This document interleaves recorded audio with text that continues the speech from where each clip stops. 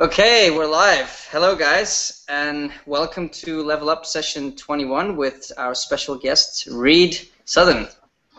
It's good to be here. Hey, man. I'm going to lead the session a little bit today instead of Wojtek because me and Reid are I'm here friends, still. and our English is better. And people have been complaining about about the Polish. Polish will overpaint today. Yeah, so we let the Polish people work, and the proper English-speaking people will talk. So we're really happy to have Reid, and we actually have Mikael, who was with us a couple of episodes ago. We have him in the background. He's at Darek's place right now. I don't know if you can see him. He's waving. Yeah, I switched to this. Hi, hello. Hey, Mikael. So yeah, we're a big group today. We're five awesome people. So let's talk a little bit about Reid's work first. If you don't know Reid's work, I encourage you to check out his DeviantArt, and that would be, I assume, rahl.deviantart.com, which is spelled RAHLL. Am I right? Yes. Yeah. Or you can, if you just Google him, you'll find all his websites. Just CG Hub me. Yeah, just CG hug him, and I'm sure you'll find all his stuff. The most disappointing thing about that is that's where I put all my high-res stuff, so when I need to grab things easily, I just go there and grab them off there and put them on other sites, and now I can't anymore, so... That sucks. Yeah, so where were we? I just got a little sidetracked over there. That was my fault. Reid's a concept artist and matte painter who's working in film mostly. So Reid, can you tell us a little bit about your work, or about yourself, or about your hair? Yes, I condition. Yes, we can tell. It's beautiful. I don't know what to say. I primarily do environment stuff these days, I guess. You know what I mean? Like, I guess when we were in London together, I did mostly environment stuff, and then there was some prop stuff and effect stuff. But I used to do more figurative stuff, like character things, because me and Dan Luvisi sort of became friends, I think like 2007, and we kind of followed along the same path, doing similar things, and then I sort of branched off into environment stuff just because I find it more gratifying, I guess. Mm-hmm. But so I guess that's sort of where I sit right now. I primarily get hired for environment stuff or backgrounds and whatnot.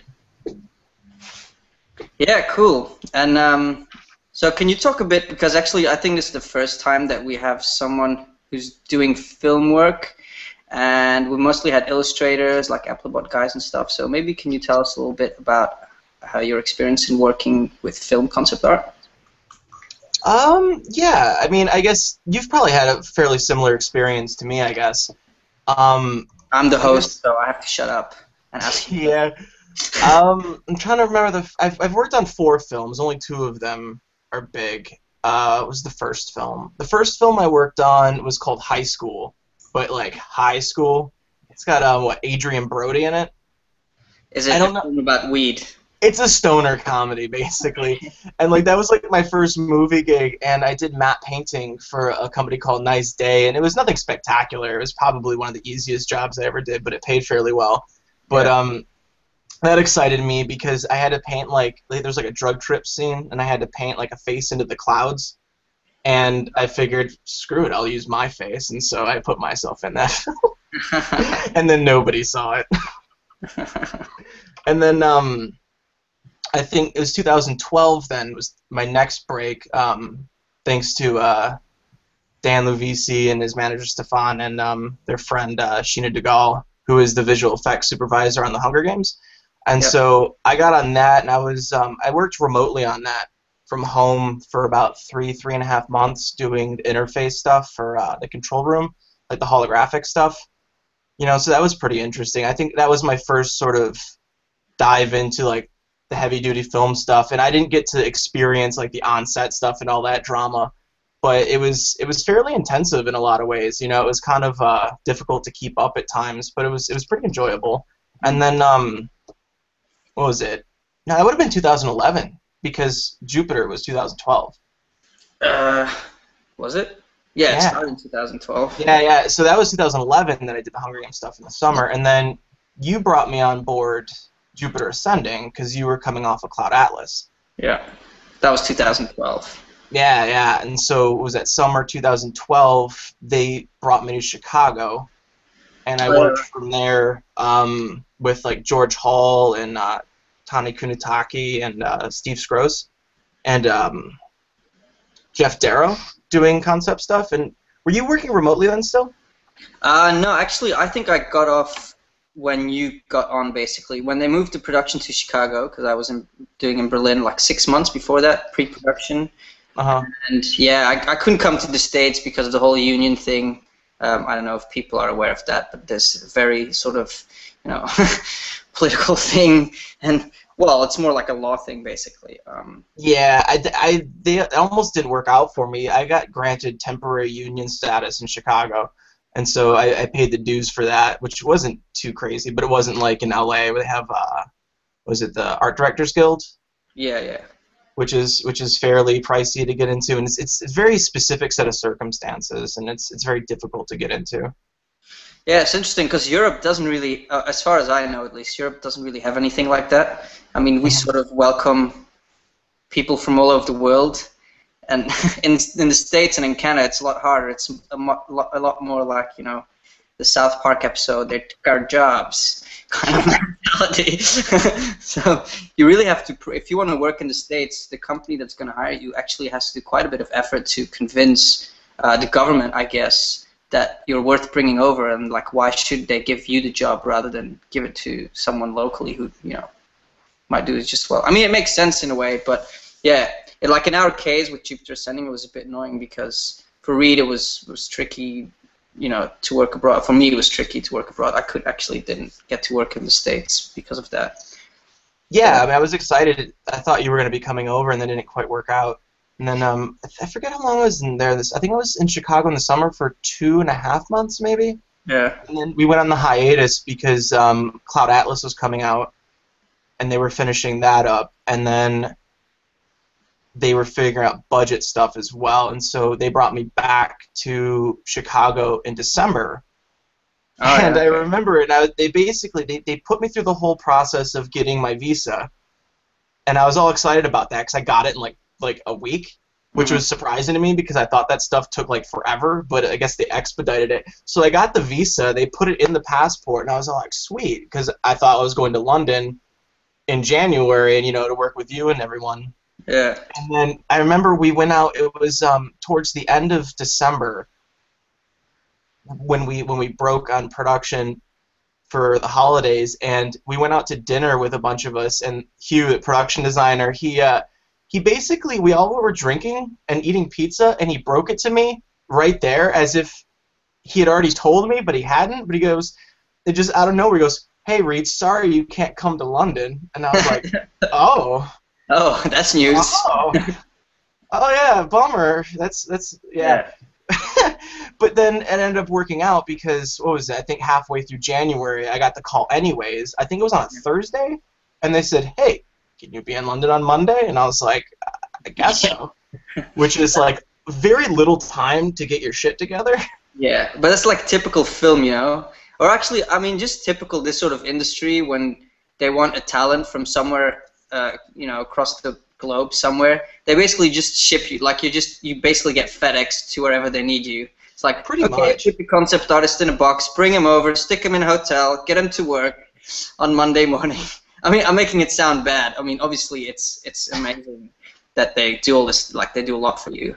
But in terms of the notice that you get, like, you really have to be prepared to leave.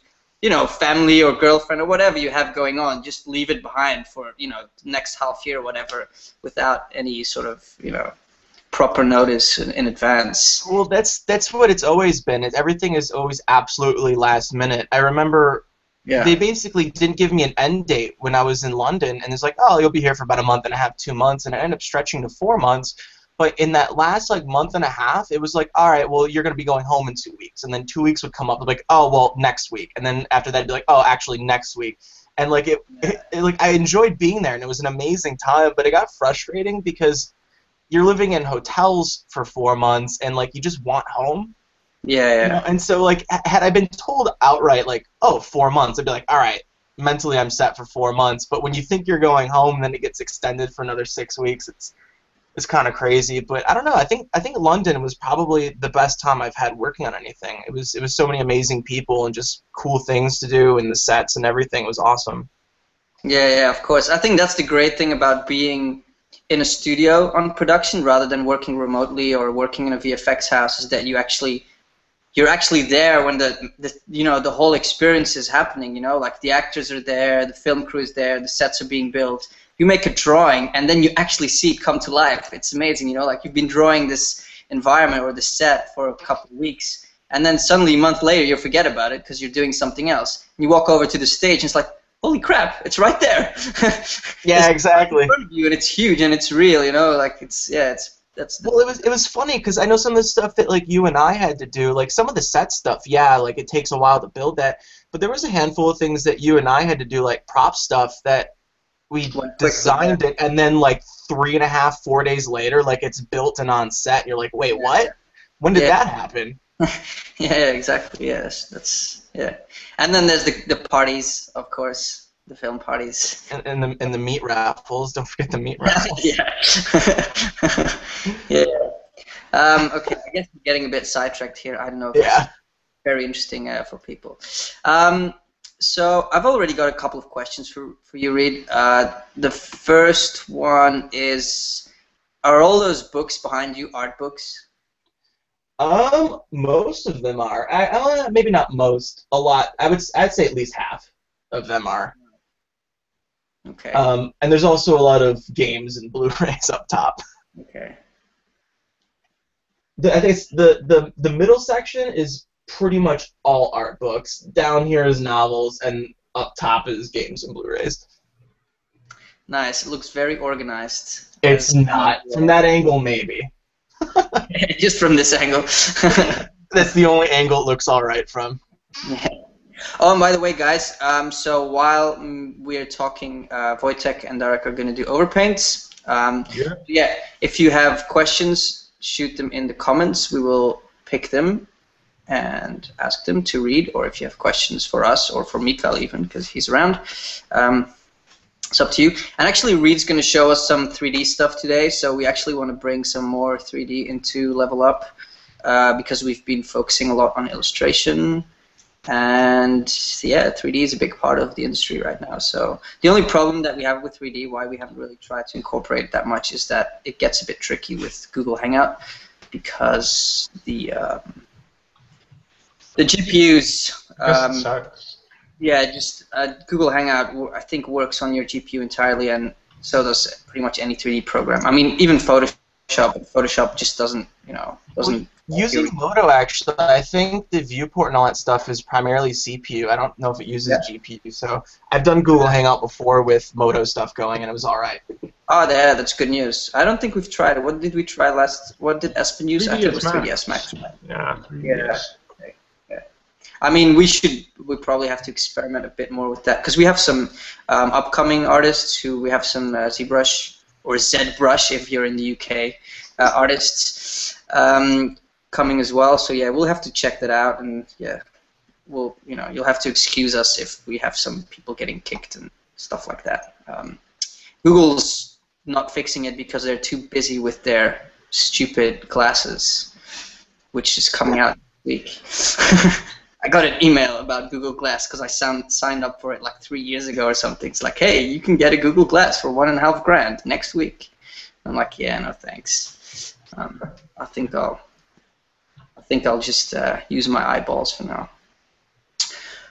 Okay, so Reid, if you're ready, we can share your screen and you can jump into Modo or whatever you want to jump into. And sure, give me 2 seconds. I finished that render. It's not a full res render, but it's close. It's like a little bit over half. Let me pop it on a hard drive and bring it over to my main computer super quick. Okay. And wait, let me see, because I think I have a question. Okay. Yeah, so Jeremy has a question for you, Reid. He asks you, what can you recommend to a struggling artist with self-doubt? That's a tough one. I think a big part of it is getting out and seeing and talking to other artists. If you know any other artists locally, to absolutely try to hang out with them and draw, because I find that I'm the most inspired and the most productive when I'm around other artists. Otherwise, it's kind of hard to stay motivated, and if you're struggling with your work or just like getting yourself out there, I find that networking is probably one of the biggest motivators, and just looking at other people's work and talking to them and getting crits and all that sort of thing. Mm-hmm. I mean, I guess it's kind of a generic canned response, but it's a really difficult question to answer without, thinking about it for a while and having to type up some sort of long post about it. I think everyone deals with it a little bit differently. Exactly. It's a lot of it is personality, comes down to your personality as well. So I don't think there's one definitive answer for that kind of question. Yeah. But, it's definitely good advice to just find things that motivate you. Just like positive energy is basically what you need, because we all struggle. No one that gets to the top got there just on just smooth sailing. It doesn't happen. We were talking with Alex last week, and he pointed it out very clearly. It's just like, we all struggle, but the ones who don't give up and keep trying, those are the winners. And the ones who give up after like the first obstacle or the second obstacle, those will be the losers. So it's your own choice, really. Like, you've got all the power in your own hands. No one else is going to do it for you. It's your life and it's your destiny, I guess I could call it. It's kind of a matter of just pushing through and, I guess, in a way, convincing yourself that you are good enough. It's kind of a fake it till you make it sort of thing. Like, with most of the big jobs that I've landed in the past, it's always, every single time, it doesn't matter what it is, it's always like, I'm not ready for this. Like, this isn't going to work out. Like, I'm gonna make a buffoon of myself, and then you find a way to do it. And so I think it's easy to psych yourself out. Sometimes you just have to do it and keep doing it and keep doing it, and then all of a sudden one day you're there and you didn't even realize it happened. Yeah, exactly. Yeah. Someone's asking who's sitting behind Darek drinking vodka. It's Mikael, our guest from episode 18, I guess. But he's not drinking vodka. He's drinking Polish level up drink. No, he's drinking. No, Mike Tyson Black. I know, man. That's kind of rich. I actually had something really funny just before, because I was almost late for this session and I was sort of supposed to host it, but there was some bus issues and I had to take the underground, whatever. And I was talking to Wojtek on my phone on the street, and he told me, like, run, run, Forrest, you gotta hurry. And for some reason, I just out loud, I just went, Fuss! I don't know why. I just said that out loud for some reason. I just went, Fuss! And there was this really cute Indian couple holding hands in front of me, and they turned their faces like perfectly synced with the most terrified look on their face. Like, they turned their heads to me like super scared, and I was like, oh crap! Like, it was almost like they knew it was coming, Like, they knew the destruction was upon them. But yeah. So anyway, so Wojtek, if you can switch the screen to Reid when he's ready, we can. Yeah, sure. We can start. Give me like 1/4 of a second. A quarter of a second. Okay. Okay. Right. As many quarters. I'm just starting a new render on this thing.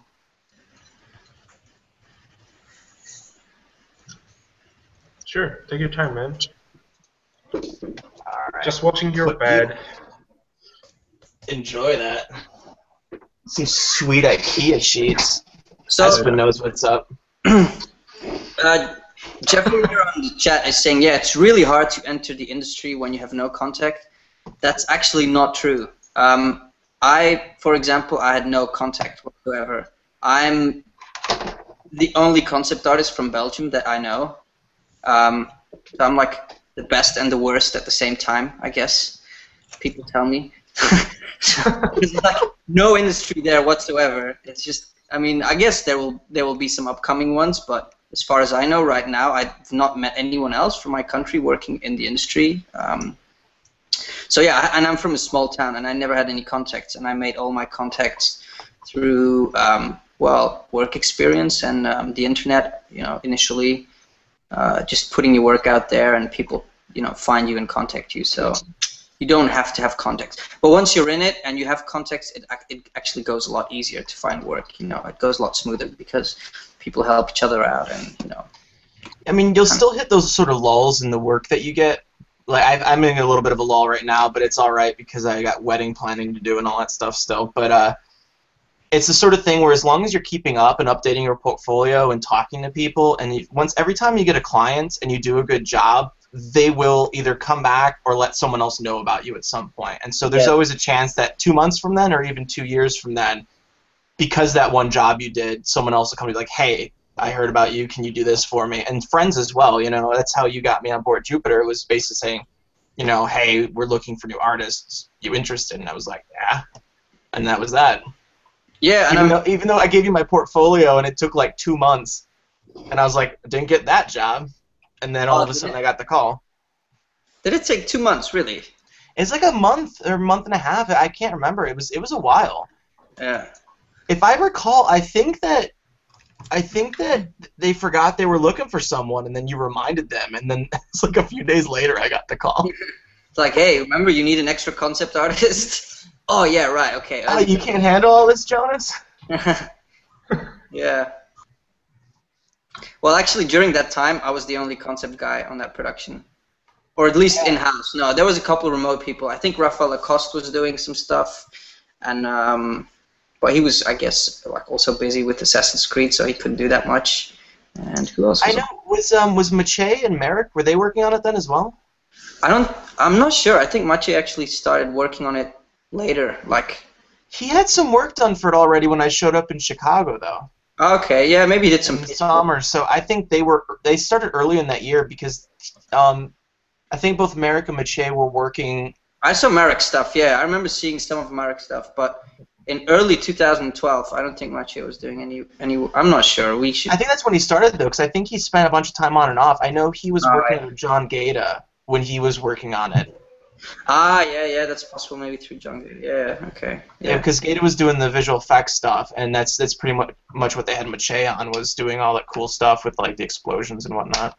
Yeah. Oh, yeah. No, you're actually right. No, I do remember actually some of his concepts. Yeah, he got me. Mache spent most of his time working on just that one big sequence, which we can't really talk about. Yeah. And also this other awesome sequence that got cut completely, where he made like the most awesome epic panel. It was so sweet. So sick. It just got cut completely, like nothing's left of it. But you know, it's a portfolio piece or whatever. So are we ready to switch to your screen read, or? Yeah, I'm good to go. Okay. So. Right. Switched. Okay. Alright, so you can see what's going on now? Yeah. You have to share your screen. I got to do that on my end? Yeah. So on the left-hand side of the little hangout, you've got a little green box with an arrow in it. Yep. I got it. Okay. Yeah, I guess I don't have to tell you. There we go. Bam, values. Alright, well this is I did this in bed while I was falling asleep a few nights ago, trying to figure out what it is I wanted to do on my Galaxy Note, so it's not so great, but just a general idea of what I want to do. I don't know if you guys have seen it, but there's I might actually have some reference. Where is it? I don't know if I saved anything. There's those it's like volcanic rock. They basically, it cools and forms in these like hexagonal patterns. Oh yeah, I actually went to one of those. There's one in Giant's Causeway in Ireland. Yeah. There's a bunch of places. It's freaking cool. Yeah. So I figured I want to do like a landscape with that sort of thing, because I wanted to do sort of a demo that used replicators in Modo. Just to give an example, we can do with that. So both geometry replicators as well as texture replicators. And so I figured that's like the perfect way to utilize that. And so I basically went from this, and this is like, it's really crazy. I didn't even finish it because it was just a test. But so something like this was initially what I did before I think I even did that other sketch, just to see if I could work it. And so this is actually super low res, just as, I guess, a proof of concept. Mm-hmm. And so this is actually a quick matte like plate I put together. I didn't want to bore everyone by shoving this together because it's only a handful of images. But basically, based on that initial sketch, I figured I put something together that's roughly the same shape and size. So I got a few landscapes in there and whatnot. And then so based on this, I went into Modo and mocked this together. And this isn't exactly what I was hoping for out of it because I had I told you I had displacements and some other stuff going on, but it took too long and it screwed up. And so this is like a half-res render, but it gets the job done. It's not a big deal. Yeah. And so this is basically using a flat plane that I manipulated and replicators to build, these rock structures. And so the end result is to put this together with this, and hopefully it looks all right. It's the sort of thing where there's no way I'll finish it in the time of the stream. It's just I'll figure.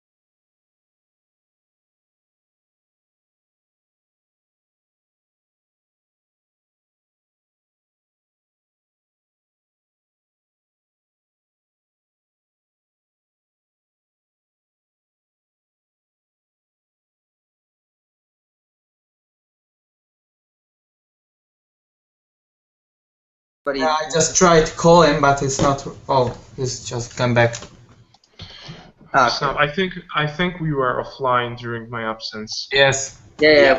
But we didn't say anything. We basically, I saw you get dropped, so.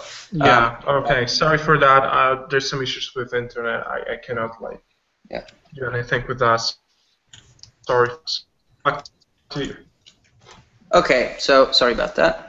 So okay, Reid, you can continue. Is it back? All right. Yeah. What was I saying? You were saying, you were just talking about how you're going to put this together. Oh yeah, basically I'll go through the steps in Modo to sort of knock together something with replicators.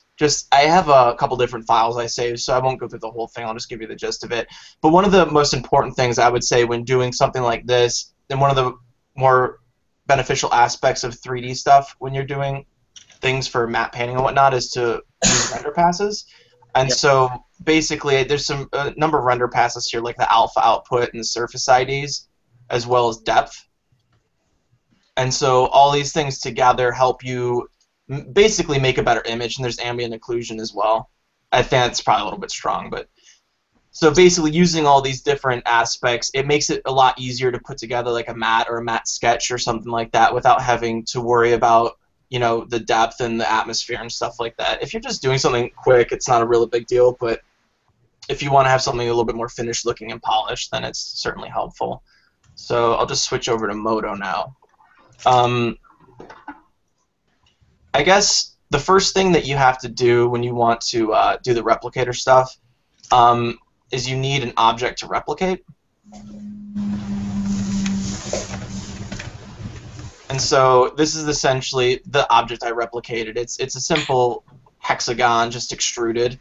And so, I mean, you get the idea of what happens with it. And so with this, there's a number of ways you can use replicators. You can replicate them across a plane on the vertices, or you can replicate it on a particle cloud, like a point cloud, like surface particles. For this one, I didn't want them to be too random because I didn't want them to intersect each other. And so I actually made my own vertex plane. And to get the hexagon pattern to match up, it couldn't just be like a normal grid, and so I had to measure it. And so I basically get this plane here of vertices, and after that, essentially, I raised those vertices up, and I sculpted just basically a very simple landmass. And so this right here is essentially what became of this the landmass you saw over here essentially. It's actually not the same, it's a little bit different because the landmass in this is different than the actual plane that I replicated from, but you'll see that in a second. And but, so sorry to interrupt you, but so are you basically trying to mimic the shape of your photoplay? essentially, yeah. I mean, basically, I did the photo plate first, and I didn't even drop it into Moto. I sort of just eyeballed it, and I'm kind of hoping for the best. But the photo plate's not something that's, you know, set in stone. I can move all that stuff around. And so when I was composing this, I just wanted to make sure that I had, you know, a fairly cool composition that looks similar to the sketch. Right. You know, and initially the sketch didn't have any of these sort of like extruded floating or, you know, like cavernous bits, but I really liked that because I basically screwed up while I was doing it. I was like, oh, that looks sweet, let's do that, which is, you know, kind of the process of art a lot of the time. And so basically I sculpted this to be somewhat similar, but I had to keep in mind where I wanted those bits to poke through, and so I dropped this down further than I normally would. Anyways, and so doing this, the way to actually get these vertices on there for when you're doing the replication, you would essentially get the verts, not those ones. There we go. Basically, what you want to do is select these, and I don't know how many people in here use Moto, but hopefully you get the idea. And this is applicable to a lot of different packages as well. I know like Max and Maya have a way of scattering instances of things, and so that's essentially what I'm doing here. But this is one of the cool things. You can do this in other programs as well. But basically, I'm selecting these vertices, and I'm turning on snapping. And then when I go to snapping, I want to basically, the constraint mode, I want it to be to the background, right? And then the geometry constraint needs to be vector. And so click out of there, and basically what I'm doing is moving these down, and as I move them down, they'll conform to that ground. Wow, cool. Which is super convenient. And it's not just great, I mean, you can do it with these vertices, you know what I mean? And so that's a very obvious example of how to do it. But personally, you could do, I've done it with a lot of other stuff. You can do it with actual geometry as well. And so if you say had something you wanted to conform specifically to the ground, like some sort of structure, you can kind of pull that down and it'll stick to it, and it'll conform the bottom. It's just you have to make sure you have enough polygons in there for it to work. And so essentially doing that, you get all those points on there, and then you can replicate that object to those individual points. But if I recall, the scale of this was too big, and so I think I switched it up in the next one. So why exactly are you pushing those vertices down? Like, can't you replicate onto the points that the geometry already has? Basically, I could have replicated to those points, but because all those points were on a flat plane, they all would have basically been sort of just a jagged bunch of objects sitting on a flat plane. And so conforming this to the way I sculpted the terrain makes it so you basically get this formation or something close to it. No, but what I mean is, like, can't you actually use the vertices of the sculpted plane, because that's also existing out of faces and vertices and. Oh yeah, you could, but the reason I actually that's the first thing I tried actually, but I realized because it's a hexagon shape that the vertices of here are, see the difference? It's more of a diamond shape, and so that's basically why I didn't do it. But if you have another shape that you're doing, then that would be a perfect way to utilize it. Yeah, for sure. So you're doing it so that the spaces between the vertices are always perfectly equal, basically. Yeah, but later on, once I start moving stuff around, if things start intersecting a little bit, it's not a big deal, especially because, I mean, it's rock. And so those things aren't perfect anyways. And so having a little bit of clipping and stuff going on here and there is not really a big deal. In fact, it kind of helps it. So let me actually jump to the next scene and see what I did here. All right, well, this is a little bit further along, but this is with the actual the replicator in action, so I'll go back to this scene. I'll just show how the replicator works in this one, then I'll jump to the next scene. Because I don't believe I set it up in this. And so to do the replicator, essentially just come up here, add item, go down to particles, and click replicator, and it'll just put it up here. And so in instancing down here, you come to prototype, and the prototype is going to be that hex rep, which is the object I showed you earlier. Yeah. And then the point source is those verts that I have, which I believe is the first one. All right, there we go.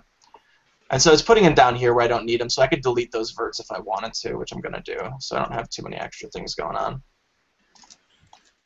And I'll delete these ones over here too. All right, so as you can see, I'll come into the render and hopefully it doesn't bog things down. This is before I set up my camera, I believe. So you can kind of see, you can get some neat effects with it. I know Mache uses a lot of replicators in his design work these days. Mm-hmm. You know, so you can get, I mean, you could do this on a character. I know Scott Robertson, I think he kind of pioneered the replicator suit thing by you know, doing all those cool shapes and getting something really cool out of it. So you could do that to a suit. You could do it to this. So essentially, you see how it's scattered along there, but it's not very interesting now. And so what you do is you come into the replicator thing, and then you come into, and you have all these different settings in the variation. And so there's random offset, there's random twist, and random scale. And one thing I didn't do that I probably should have when I was doing it, might have made my life easier, was random offset. But what I'll do right now is just random scale. So I'll punch this up and see what happens. Uniform scale is checked, so I gotta turn that off. So yeah, this is a bit advanced technique for you guys, but we want to mix up more basic knowledge with more advanced stuff. So if you're having a hard time understanding what's going on, just just go back through it and check it out. And Reid already mentioned Scott Robertson. He has, if you look up Scott Robertson in YouTube, he has some tutorials about replicators as well.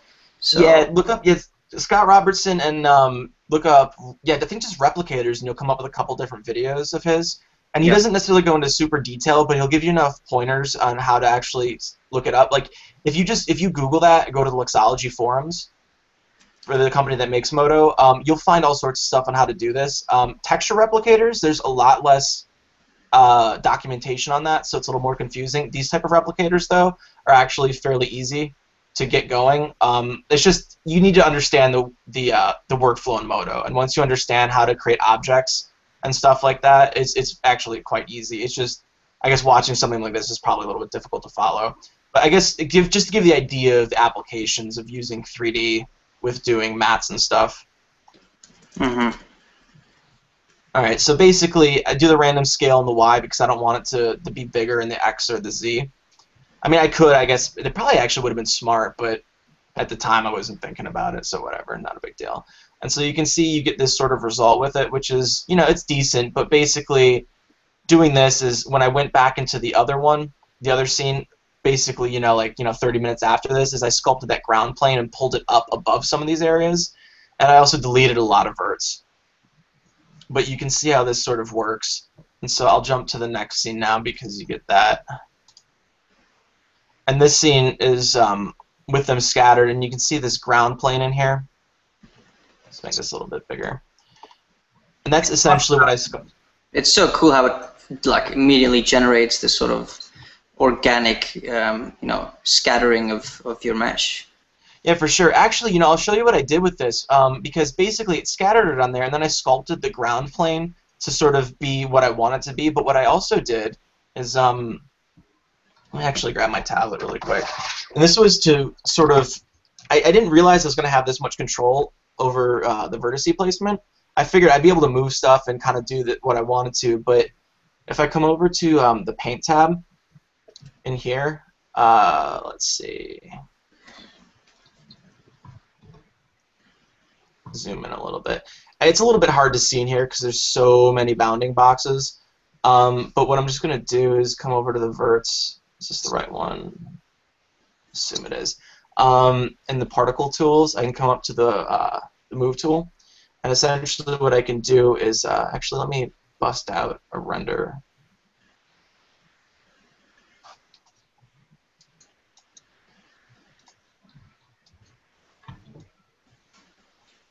So hopefully that's running well. And then in here, I can basically grab points with a fall off. The offset higher. And so, like, if I wanted to move these up right here, and you'll see it update over here in the preview render. And so now I have sort of a higher peak right there. And so that's what I basically did after I sculpted the ground plane, was went through and sort of nudged these points around, just moving them up and down, which was super convenient because that allowed me, like in here, to get some of these areas. Oh, it's totally the wrong direction. Navigation in here is kind of a pain, actually. But it let me get some of these blank, like these barren areas in here that I wanted, compositionally that I liked. And so, like, pushing them up and down, it let me get a few poking through here and there. And so it's kind of intuitive. It's just kind of difficult to see exactly what you're doing. But that's more or less how I went about that. So let's close this. And I think the final scene, I don't think the final one is much different than the others, other than it just has more scattering up in here. So you can see those bits way up in there, and basically from the camera's point of view, I pushed them further back to get more depth, and then just shoved them wherever compositionally looked nice. And so if you look in here, just let this render for a second, you'll see that's essentially what I got for the final. Yep. Right here. And then I'll go over texture replicators super quick because that's super powerful and I love using it, but it's been broken on and off with Moto 701. Like, it worked fine in 601 where they first introduced it, and then 701, it's like every other update they do on it, it breaks it in a different way, and because I don't think a lot of people use it, like, nobody notices and tells them. But let me just create a new scene really quick. And this is actually fairly quick to set up as well. What we'll do is just create one of those hexagons that we had before. Just do that. If there's any people watching from Ireland, you should be really happy about this because honoring your national treasure. All right, so for this, let me get rid of these. Basically, I just created a new texture for it. And so inside this texture, I'm just going to add a layer.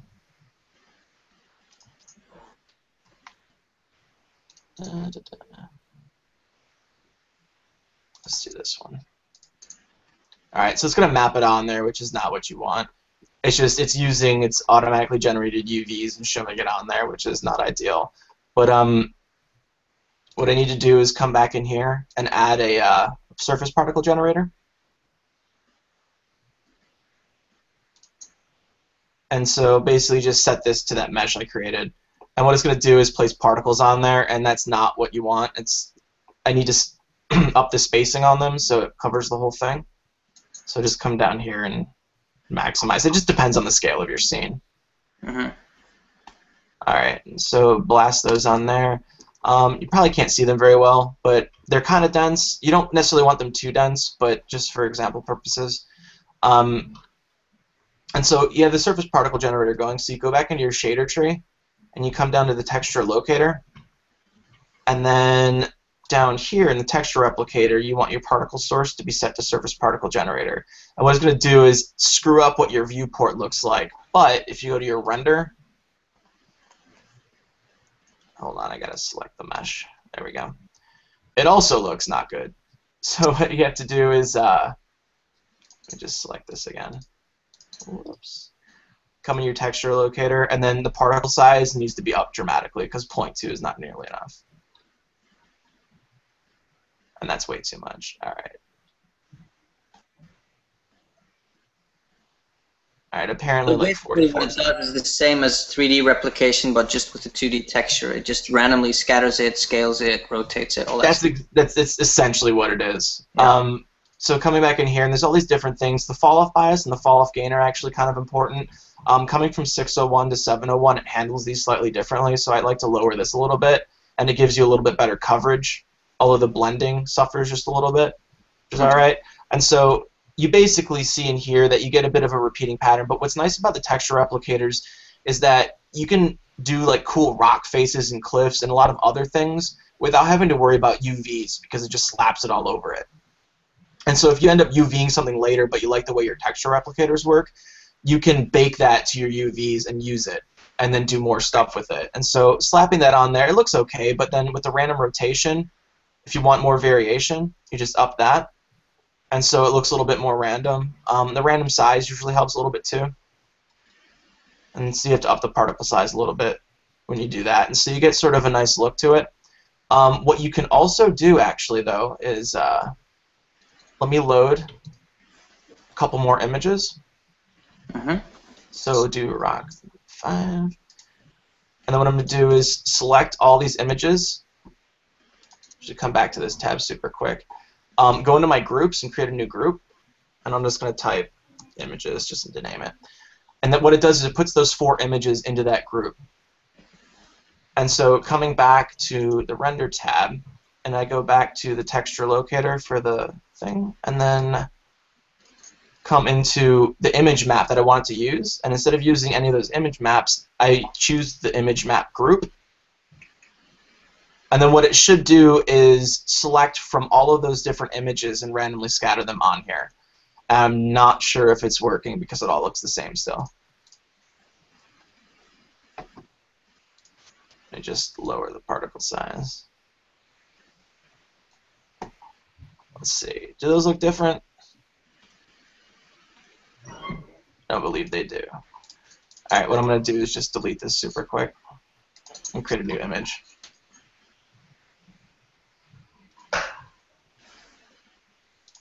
Doesn't matter what. If you guys want to learn more about using replicators in Modo, I actually had a look at Scott Robertson's book, How to Draw, today, and it actually goes over it as well. It's yeah, there's some stuff in there that he refers to while talking about perspective, like camera angles and stuff like that. Yeah. Yeah. Alright, here we go. This is working properly. I just had to reset it because I added stuff into it after the fact. And so essentially what you're doing here is you can put any number of images in that group that you want, and it'll switch between them. So if you want like rock variation, these are the same images I used for the matte thing. And so you can set up the random rotation on those as well and get more variation. So what you get is a much more natural look to it. You know, I mean, it doesn't look amazing right now, but if you add displacement to it, as well as a bump map and specularity maps, you can actually get some pretty sweet results with it. And so what you can do with this too is, because it's using much different images, if you want to do like a bump on it, you can just duplicate. Hold on. You can duplicate that and just set it to bump. Or what you could also do is create bump map versions of those things, and you can scatter them the same way, but it takes a little bit of extra effort. So you can actually create it a little bit more, create it better by doing your actual own bump map with it, by generating it with a program or just making it black and white and adjusting it. But you can come into here. Where is it? All right, and for the bump amplitude, just up that because the scale is fairly big in here. And so that renders out, and just it looks better. But what's also kind of important is to do subdivisions, so this isn't just flat, because these edges right here will be too sharp to make it look natural. But one cool thing that Modo has that KeyShot also has is you can just round your edges for your render. Oh, okay. So that exists in Modo as well. Nice. That's probably not enough. I'll up that some more just so it shows. Doesn't appear to be showing up, does it? Oh, it softened it a little bit. Let me come to the top edge. Maybe it's more apparent there. Yeah, there it is. It's just the scale is really, really big. There we go. And it fakes it, so you'll still have sharp edges, but what it does is gives you a slightly rounded look, which will make it look a little bit more natural. And so I'll drop that down just a little bit. And what I'll do, hopefully it doesn't screw anything up, is I'll do a really quick displacement map so you can see what that looks like. So just coming down here, and I usually go to organic, and I think cellular usually works pretty good. And so I think the scale on that's pretty good as is. And so what I'll just do with that is set this to displacement. Okay. And then come back down in here, and then the bump displacement has to be up pretty drastically, just to give an effect. What part of the problem I'm running into is because it's not subdivided, it'll separate those planes from each other. So let me just turn that off really quick, and I'll just quickly subdivide this guy. The subdivisions will make it take a lot longer to render, but for these purposes, it's not a big deal. Alright, I'll turn the thing back on. You can see it's getting sort of a bumpy edge on there. I'll just up the amount on it some more to a ridiculous amount. Here we go. And if you don't have enough subdivisions, the displacements will start to look faceted, and you'll see it here in a second once this renders a little bit cleaner. Displacement maps, though, will up your render time dramatically. I spent an hour trying to render a thing before that took me 15 minutes without the displacements, the image I did before. But you can see how that looks, and if you're zoomed out from it far enough, the faceting is not usually a huge deal. But like I said, if you have a lot of these objects, you will generally have a pretty crummy rendering time. But if you have all the time in the world, by all means, go for it. Yeah, or you could potentially, if you can get like a proper normal map for that texture, you could use a normal map instead of a displacement map, and you get, it's not exactly the same because you're not pushing vertices, but you can sort of, it renders a lot faster, and you can get that sort The problem with getting a normal map is I would basically have to bake this to the UVs to get an image to use for the normals. Otherwise, because I'm using multiple images that overlap each other, if you're overlapping normals and it's blending that, you're going to get really weird artifacts that don't necessarily work for you. Okay. I've tried it, and it didn't quite mesh. But I mean, it depends. I mean, depending on the result you're going for and how distant it is, you might be able to make it work. But I just know when I tried it, it was kind of goofy, and so I gave up on it. But normal maps is a good idea for this sort of thing, and it wants to render again. I mean, you can try all sorts of different things. I'll invert this and see if it looks any better. But that's sort of what I do when I try to create like stone and rock faces and stuff for like mats and fun images. Is use different sorts of displacement maps with the geometry I've created, and you can see it makes it look way nicer than it otherwise would. It's just you have to be ready for ridiculous rendering times. Mm-hmm. You know, so that's initially what I had in the image I was trying to render. Is I had these really nice displacements going on, but I was telling Espen earlier that I had like, I think because everything was subdivided, it had like just the scene itself had 20 million polys, which is pretty high. Yeah. But when I had the displacement going and I was watching the thing render, I watched it go up to like 350 polygons or tries. It might have been before it decided, hey, you're out of hard drive space. And so that basically sort of ruined it for me. But I guess that's the gist of it with texture replicating and stuff like that. One other thing I'll quickly show before I jump into Photoshop is I'll show render passes, how to set those up, and just exactly what they do. I want to show something with render pass as well, actually. Sure. Maybe do a little intermezzo, but when you get set up in Photoshop. Yeah, no problem. Yep. Basically, when you, I'll just come into the render. It's extremely, some programs are kind of funny when it comes to setting up render passes. It's not always straightforward. Modo, I think it's a little bit more straightforward than most. So basically, what you have here is just essentially what my scene was, right? And so up in here, I can change my output to what I want to see right here. And so my alpha output, it literally just cuts out the background from the geometry, right? And so if I want different outputs for this, I just come over here, and the easiest way to do it in Modo is just duplicate an output that you already have and just change the effect of it rather than inserting a new one with the add layer thing or whatever. And so for alpha, say I want ambient occlusion. And so now I can come up in here, and what it's going to do when I actually render this out is it renders them all at the same time, and then you can save it out to a layered PSD, and it puts them all right there for you, lined up perfectly.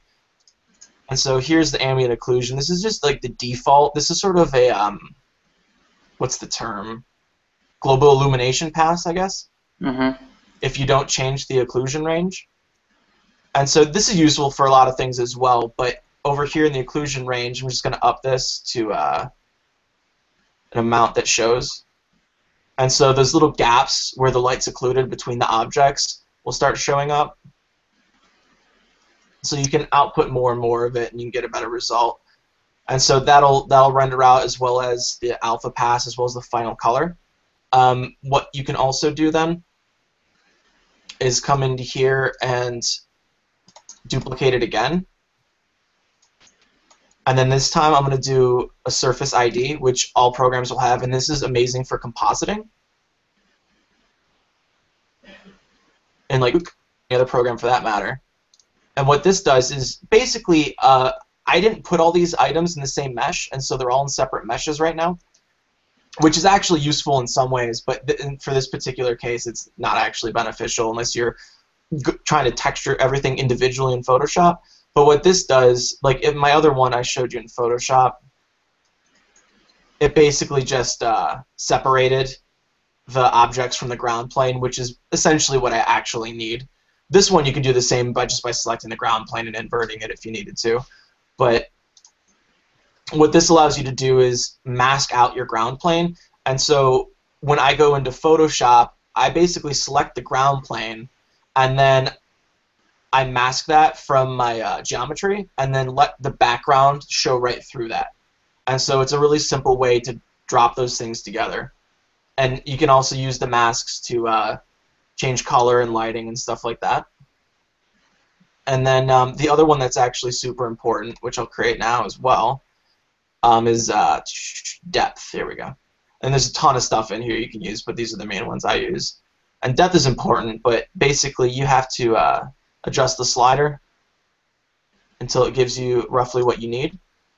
And so I actually did 2 depth passes for mine simply because I wanted more contrast with my foreground elements as well as the background. And if you spread it too far, you're getting contrast that's spread across the entire scene, and so your foreground elements aren't going to be as nice. But what this does is allows you to put in atmosphere, whether it's just a haze or even like clouds, you know, and mist, really easily. You just paint them right in, and it'll automatically, if you have this in your mask channel, deal with the depth of that, which is fantastic. Yeah, that's very nice, yeah. And they use this in compositing all the time as well. And so if you wanted to output an animation sequence, you could output all of these in an animation as well as your main passes, and then put it back in there, and that's how you add like atmosphere and stuff like that. You can add atmosphere directly in Modo if you wanted to, but I find it's just easier to do a depth pass and deal with it in Photoshop, so that way you have more control. I had this when I was still in school doing animation. We had a speaker from Pixar at one point, and he was telling us about passing. You know, like Pixar films, they're always completely done. Like every single frame is rendered out in over 10 different passes. Like they never render out a full frame the way that you see it. That just doesn't happen. Oh yeah, totally. Composited. You need every separate pass, and then because then you get the most freedom to play with. Like it's really the most powerful way to use a 3D program is by working with different passes, because it's so you get all this different information anyway. Like yeah, there's sorry, I didn't interrupt. Go ahead. Yeah, no, I was just gonna say like clown passes are pretty handy as well for like masking out stuff. Oh, totally. Yeah, I love them. There's actually, I can't remember, the visual effects company that did a lot of the effects on District 9, not Weta, they did most of the physical stuff, but the actual visual effects were a company in Canada. I forget their name, but there's a demo online, I'm sure you can find it on YouTube, that shows how they deal with different render passes on the prawns. And it's super interesting. I think they composite it in Nuke, and they use some other weird technique for it as well, but it shows you how the specularity, like the highlights and the reflections and like the diffuse texture, how they all combine to create your final image, and it's super realistic, and you have fine-tuned control over each individual aspect as opposed to rendering out entire frame and saying, hey, that doesn't look great with the reflections, I want to change that. But when you render out passes, you can change it any amount you want later on without having to re-render everything. Yeah, it looks cool. Anyways, and you wanted to show something? Yeah, well, actually, I learned this technique at work this week from Ravi. Did you ever meet Ravi? I think you met Ravi in like some nightclub sometime. Do you remember when we went out and it was the table was for Tony Kuritaki instead of Tani? Like He turned into an Italian suddenly. Do you remember that night? It was like a Brazilian place in Soho. Oh yeah, that was a crazy night. Yeah, that was a crazy night. Well, anyway, so we met Ravi there. Ravi's a concept artist. He's my boss now, basically. He's running the art department at MPC. He's got a ridiculous amount of experience and skills. Like, I don't think we can get him on the show. He's a little bit out of our league. But he showed me this technique this week, and it was actually quite interesting. It's an interesting technique if you're doing concepts. In a point in production where the person, your client, still wants to change stuff around, and you got a 3D base, but you don't want to go back and render stuff.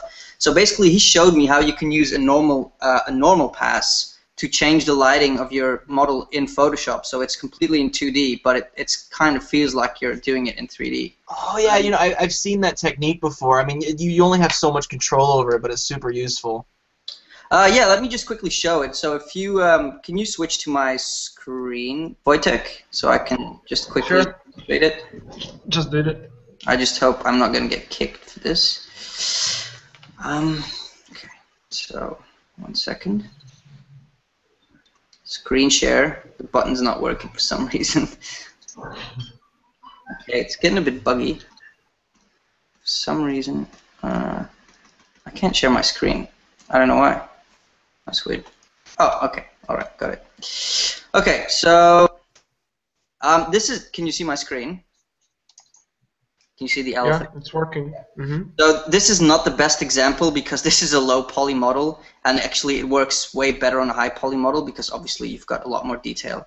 But so basically what you do is, so I've got this render of this elephant here, and then I've got a normal pass render. You can see this is super low poly, so like it doesn't have any of the creases, so the lighting's going to look pretty shit. It's going to look like he's very smooth, which an elephant is not. But it's just to illustrate the point, because I just wanted to show you guys quickly. So basically, I've got the normal pass. I'll just quickly show you the setup. I've got the normal pass underneath, and I've got the diffuse pass, which is the elephant on top, and that one's set to overlay, and the normal pass set to screen. And then I've got 3 adjustment layers, and one of them is a hue saturation layer. So this one basically just turns the normal pass into black and white. The other one is a channel mixer, and the other one is another hue saturation layer. So the first hue saturation layer is just turning saturation down, so it desaturates everything. But basically, if I leave it on, you'll see better. With the channel mixer, you can actually change, you can't see right now, I'll show you in a minute, you'll understand. You can actually change which part of your object is being lit in Photoshop, almost like it's in 3D. So let me just turn this back. So if I turn this on, and I have the channel mixer here, and I've got a hue saturation here, if I change the hue saturation here, it's actually going to move around. It's going to change the normal pass, and it's almost like I'm moving a light. I don't know if What? This is not 3D. This is completely 2D. This is a 2D effect. So it's like I'm moving a light around my model just by changing the hue of my normal pass, which is pretty cool. And then if you go into the channel mixer and you bump up some of the channels, you can bring in your light source as well normally. So this obviously doesn't look good. This is like way blown out and not detailed, but it's just to show you the point that you can move around your light source as well, basically. So you can, you can manipulate light and shadow completely. Yeah, obviously you don't want to do it like this strong, maybe just turn it down a little bit. But if you have a high poly model, it's going to catch highlights on all the details that you've sculpted. And yeah, you can pretty much move your light around your, rendered object in Photoshop without having to re-render anything. If you, for some reason they decide they want a different, they want to light him from like the top instead of from the side, you can actually just change that real time. That's exactly one of the things I think they show in that District 9 video. Oh, is it? Yeah, I think it's in like Nuke. I don't think it's in Photoshop. I didn't realize that it was because they used some other different technique. I think with like point clouds or something like that. Yeah. But essentially, I think the same idea, and I've never actually seen it quite like this. It's pretty sweet. Yeah, it's cool. I really enjoyed this technique. I was like, wow, that's just such a simple way, because normally you would go back into you would go back into your 3D software and render it again and change your lights around it. It's just not a nice way of working, you know. Like, we're all more comfortable in Photoshop. Yeah. You know, I assume the only thing that doesn't work well with it is if you have any sort of cast shadows. It's got to be sort of a diffuse thing, right? yeah, I mean, obviously, you know, you have to fix stuff. It's not a real 3D thing, but it's like a quick fix. And just having that normal pass is just easy to change, because you can use it to, like, I've used it this week on a concept to introduce a bounce light. So the lighting was fixed, and you know, I kept the lighting where it was, but I used that to sort of mask out an area and use like a bounce light, you know, like a soft bounce light that came from the bottom, and I didn't have to actually paint it, you know, because I had all the information in the normal pass. I just had to select, you know, with these settings here, which area was coming from, and then colorize it, and bam, that's it, you know, like. Yeah, it's pretty awesome. Yeah. So yeah, maybe we can switch back if Wojtek wants to. Do you guys, how's your overpaint going, guys? You guys done anything? Or? Yeah, I'm done with one. I know. Yeah, Okay, so maybe we can show Wojtek's overpaint. If Darek's done, we can show the overpaint, and then we'll get back to Reid. Sure, no problem. I'll just hold off on doing the compositing stuff until. Yeah, cool. It's all set. All right, so switching to my screen, right? yeah. All right, let me actually share it. If it drops me off, or I don't know, kicks me off or anything, just let me know on Facebook, right? Can you hear me? Yes, yeah. All right. So basically, because we have so much 3D today, I just wanted to go with something really, really casual, traditional, pretty, like, comfort zone for me. So we have that portrait from Frida submitted to our group, and I like the idea of like very colorful and symmetrical kind of a, I know, book. It has just tons and tons of saturation all over. Like, what are you laughing about? Nothing. You don't want to know it. Just It's go. probably Mikael doing something naughty in the background. I'm showing my tits. You're showing your tits. Yeah. Cool. I want to see it. Okay, go ahead. All right. So, can you hear me? Yes, we're here. Don't worry. All right. So, I just did Jonas thing. Basically, turned it all black and white, and I've seen like tons and tons of issues with values. Basically, there's too much contrast all over the place.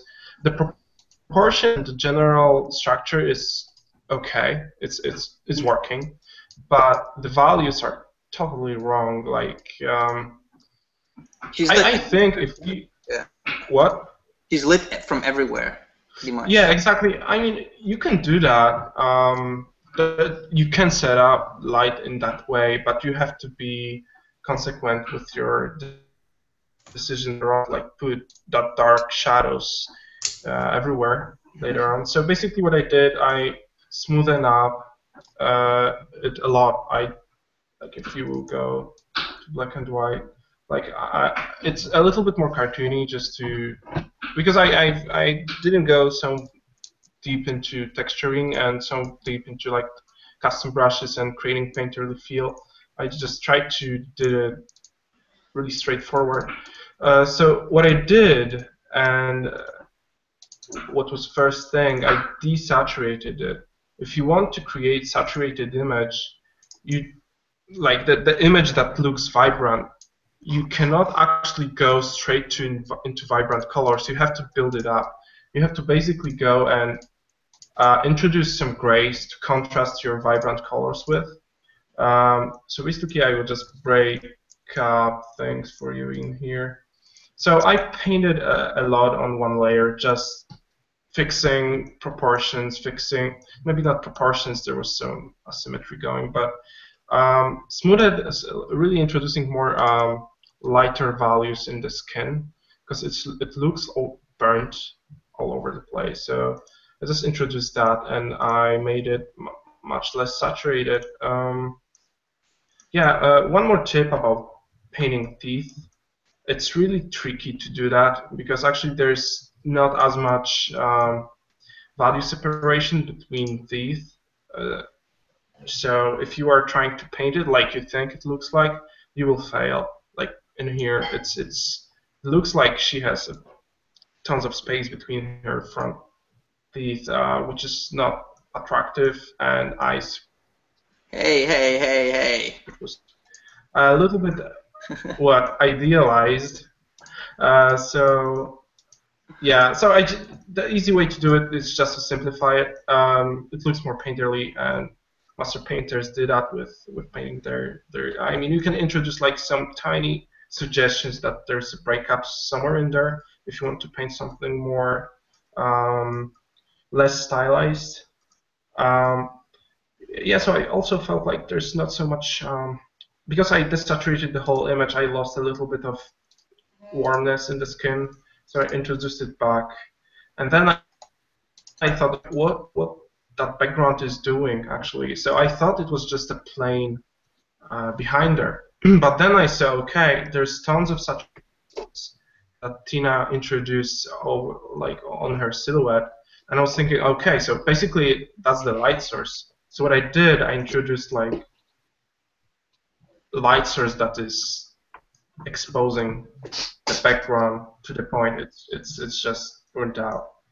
And I introduced some, this might maybe too much, a layer on hard light just to show that this light actually scatters through air and creates that really warm effect over her face. Then just some levels, fixes, color balance to give it more variety, and I introduced some cooler tones into highlights, and that was basically, and some blues into the shadows. Yeah, and I think that was it. Yeah, just true. Yeah, when you will zoom in, you can see that these strokes are distracting. I wasn't playing around that much with hair, but they're a little bit messed up. You have to think more about just basic forms. Think about ribbons that are sticking out of like just ribbons, and how they are lit. They're like stripes. No, it's like hair scattering around everywhere. So I tried to tone it down a bit. It requires a lot of painting over and fixing stuff around, but yeah, that's just basically it. I think I will do, or maybe not. Actually, yeah, I think that's it. That's like copy some portraits to balance out our 3D, also 3D replicator stuff. What? What I also noticed, Wojtek, that's nice, that I see that you changed. And that's something that I think a lot of people have trouble when they're doing skin tones, is transitioning between lit skin and dark skin. Because of the subsurface scattering, there is always an increase in saturation. Like if you look at the neck, exactly. On the neck, you have nicely introduced that there, sort of what happens in that transitional zone between drop shadow and lit surface. Actually, the way I do that is first I paint obviously like the silhouette, then I paint like a light pass, and I have separation between shadow and light, right? So basically I create new layer, set it to lighten, and with like a soft brush with tons of saturation, I just introduce some warmness between the shadows, like you see in here also. I put some warmness in here, in the nose especially. Yeah, you can get a hang of it from. Sorry, Wojtek, you're dropping out. Can you repeat it? Hello? Is he gone? He's gone. Okay. Wait, no, he's there. I cannot hear him. I don't know if the people can hear him, but I cannot hear him. I see his face on the thing, but I can't hear him. Okay, I don't know if you guys can hear him. By the time we find out, it's like 1.5 minutes later. I know, right?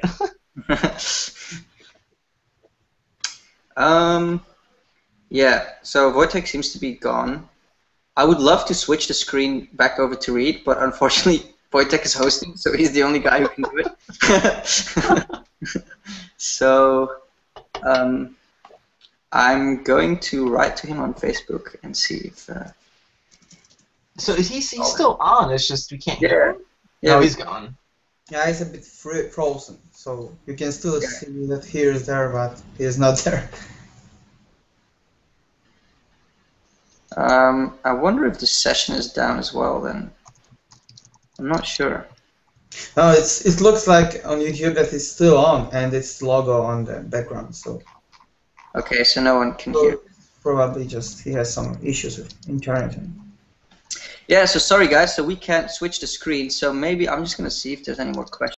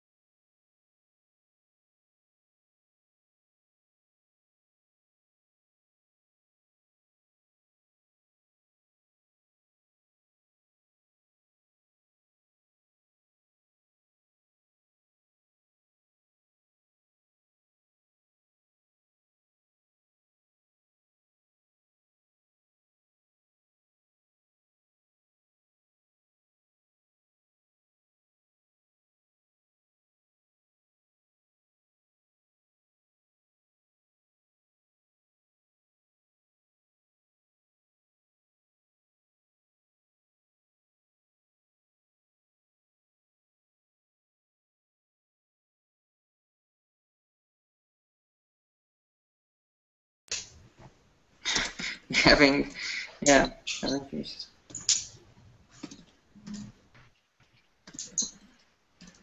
I just remember when I finally figured that thing out, it's like, yeah, I'm never going to use this. Yeah, same here. Oh, damn it, guys. Sorry, I think we went out for Yeah, some we went time. off for a minute and you became silent. Yeah, that was crap. Sorry, you know.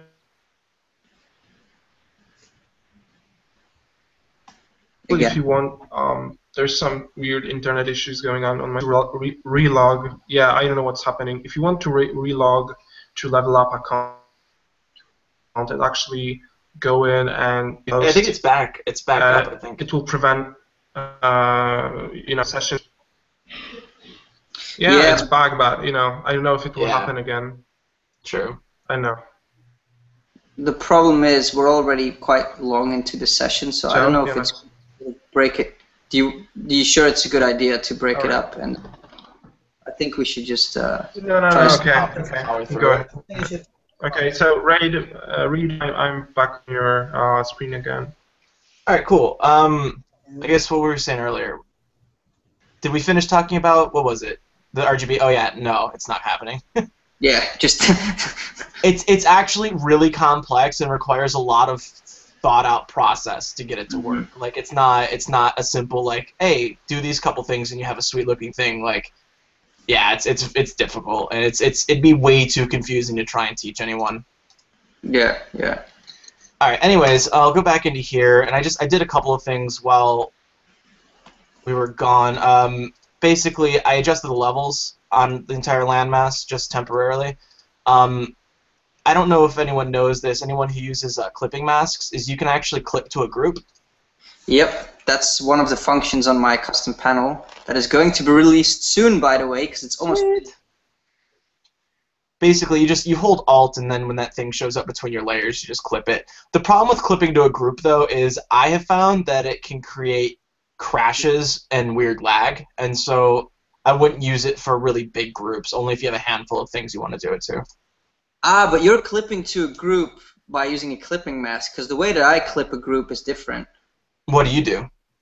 I control select the layer and then create a group, and then create a mask based on that. Oh, no, I do that sometimes too. Creating a mask is useful, but if you want to, like, even if you say, like, let's say you're not doing a levels adjustment, if you just want to clip something like this, and say you have a bunch of objects in that group, and you just want to paint like within that. Mm-hmm. You know what I mean? So it's super useful if you don't want to merge all your stuff just right away. Yeah, gotcha. Yeah, but so like that's I said, just normal clipping mask, but just when it's above a group, right? Yeah, exactly. It can be kind of buggy though, so just be careful if you're trying it, because it just save frequently. Okay. I know in CS6 it used to crash on me occasionally, so I don't do it too much. I don't use CC a whole lot yet because it gives me weird lag issues. But it might be better than that. So I just did that, and then I also adjust the levels of the background just a little bit. And what's great about the clipping mask, you can paint into it and get some of your lighting back. And so if you wanted to like mimic like the lighting from peeking through the clouds or something like that on certain areas of the land, you could do that. So I'll save that for later.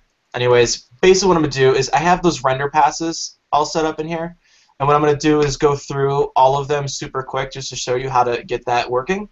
The first thing I'm gonna do is use my alpha, and so I'm just gonna select everything, copy that, and then come back up to my final color output.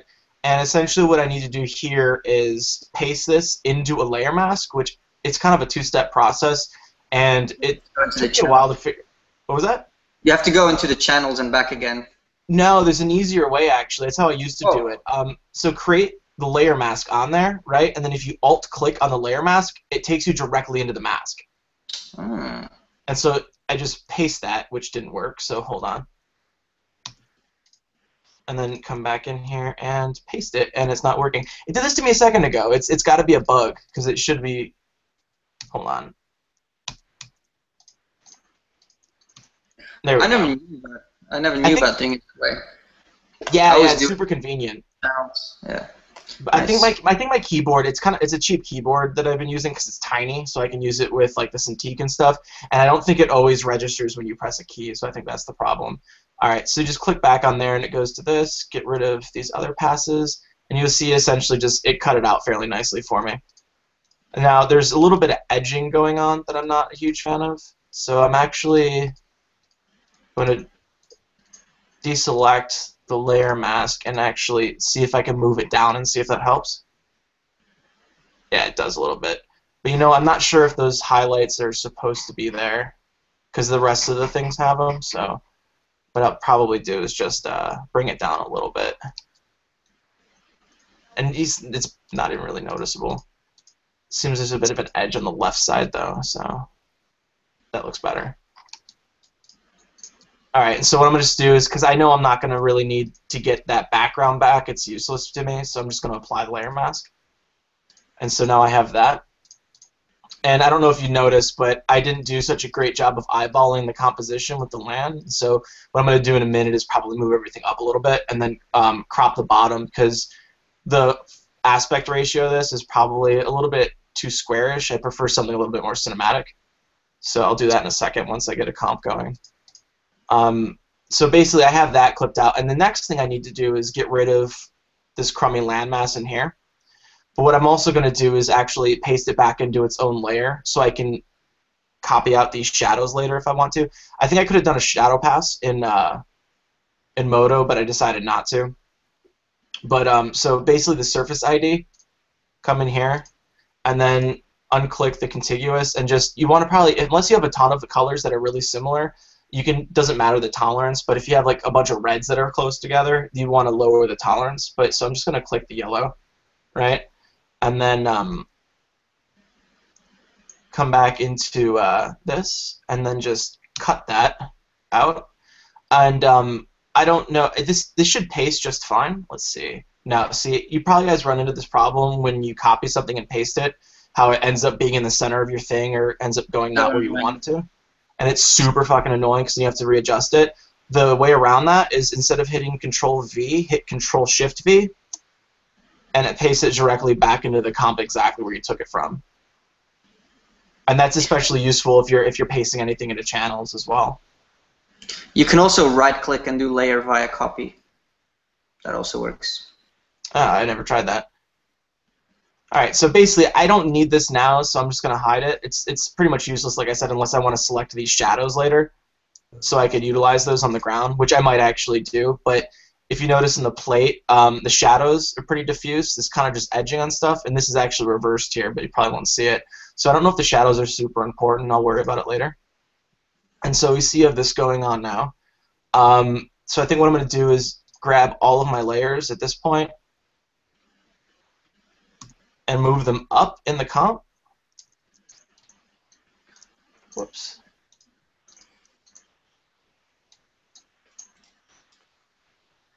And just to sort of visually match it, maybe just a little bit better compositionally. Because I want a gap in here, and I can erase some of that out later.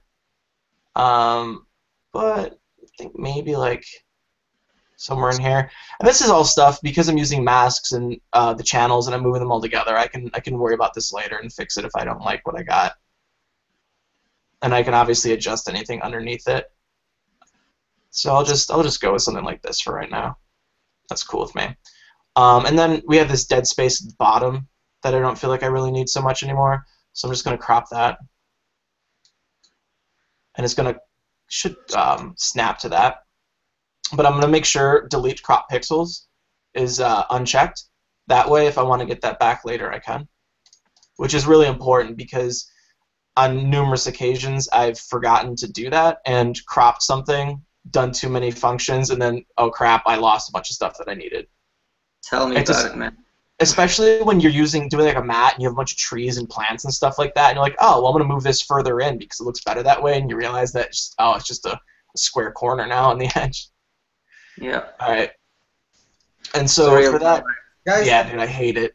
Guys, actually, you can share my screen. Wojtek, can you share the screen to mine because I just finished the overpainting. Everybody stop! Yeah. I just waited for a good moment, you know? I did it! Everyone freeze!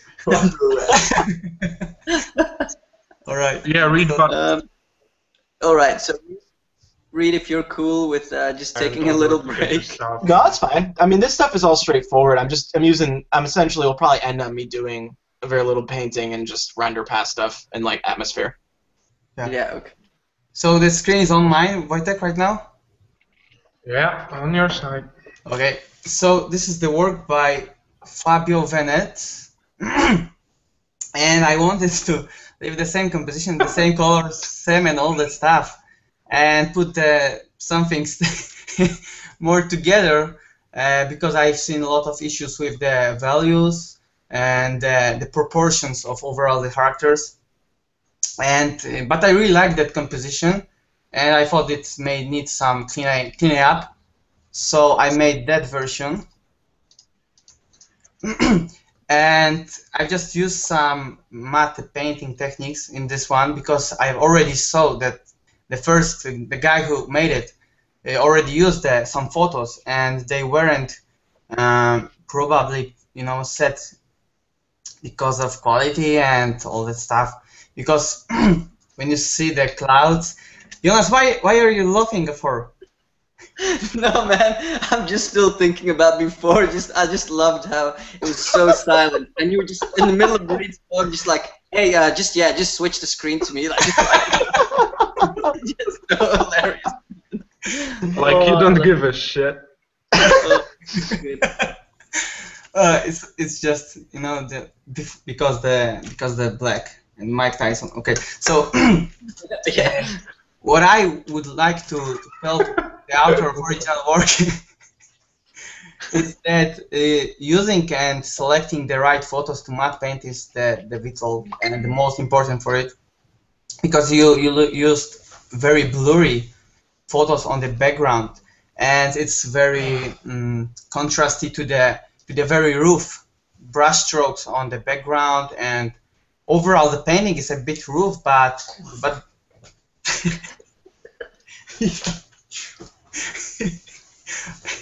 What the fuck was Oh that? man, I just love Darek so much, man. I really have to have a beer with you in real life very soon, because I cannot. I think that it just happened. This long-term relationship is not working, man. And the Sorry, keep going. the version I did is just more about the cleaning up the overall the values structure, and I replaced the background photos and use a lot of high quality textures because they are not blurry right now, and even if I painted over them, they are still pretty sharp, and overall picture which is only painted, and the fragments that are only painted should be sharpened than you had, you know, because it's a bit roofy and it just doesn't suit the matte plate there's in the background. So yeah, I think it's just it, and I just add some more elephants and make a bit more consistent lighting on this one, keeping the same color same, and yeah, I think it's done. Yeah, I think what's important for the artist to know, because the way that you use photos, you're able to sell the scale a lot better. The original, the mountains in the back or the rocks behind the elephants, you can't really tell what scale it is. And when we look at mountains, we're very good at seeing the scale of rocks and mountains just in sort of how fine the noise or the patterns are, the rock patterns. So Yeah. Darek, he's using actual mountains in the background, which has very fine noise. And then in the foreground, he's using, you know, close-up photos, which has a... Yeah, and the most important is also the difference between the roofy parts of the first picture and... It's rough, man. It's rough. It's not rough. Why doesn't anybody say anything, you bastards? Help this guy. You know how much Darek's English has improved since the first session. I mean, it's amazing. If you go back to the first session of Level Up, man, you're gonna have a good time. It's You know what is actually funny, that the first 2 sessions are actually the most popular ones. So well, maybe it's because you're covering a lot of very specific information like color theory and all those things. Yeah. Yeah. Because without guests, With you have perfect to, English, yeah, of you can course. talk about more that kind of stuff. So. Yeah. Yeah, so I think that's it, and you can... yeah, awesome job, Darek. Yeah, it looks cool. Yeah, I like it. Sorry, Reid, for interrupting that immediately, you know. No worries. Fine, man. It's fine. All right, go back.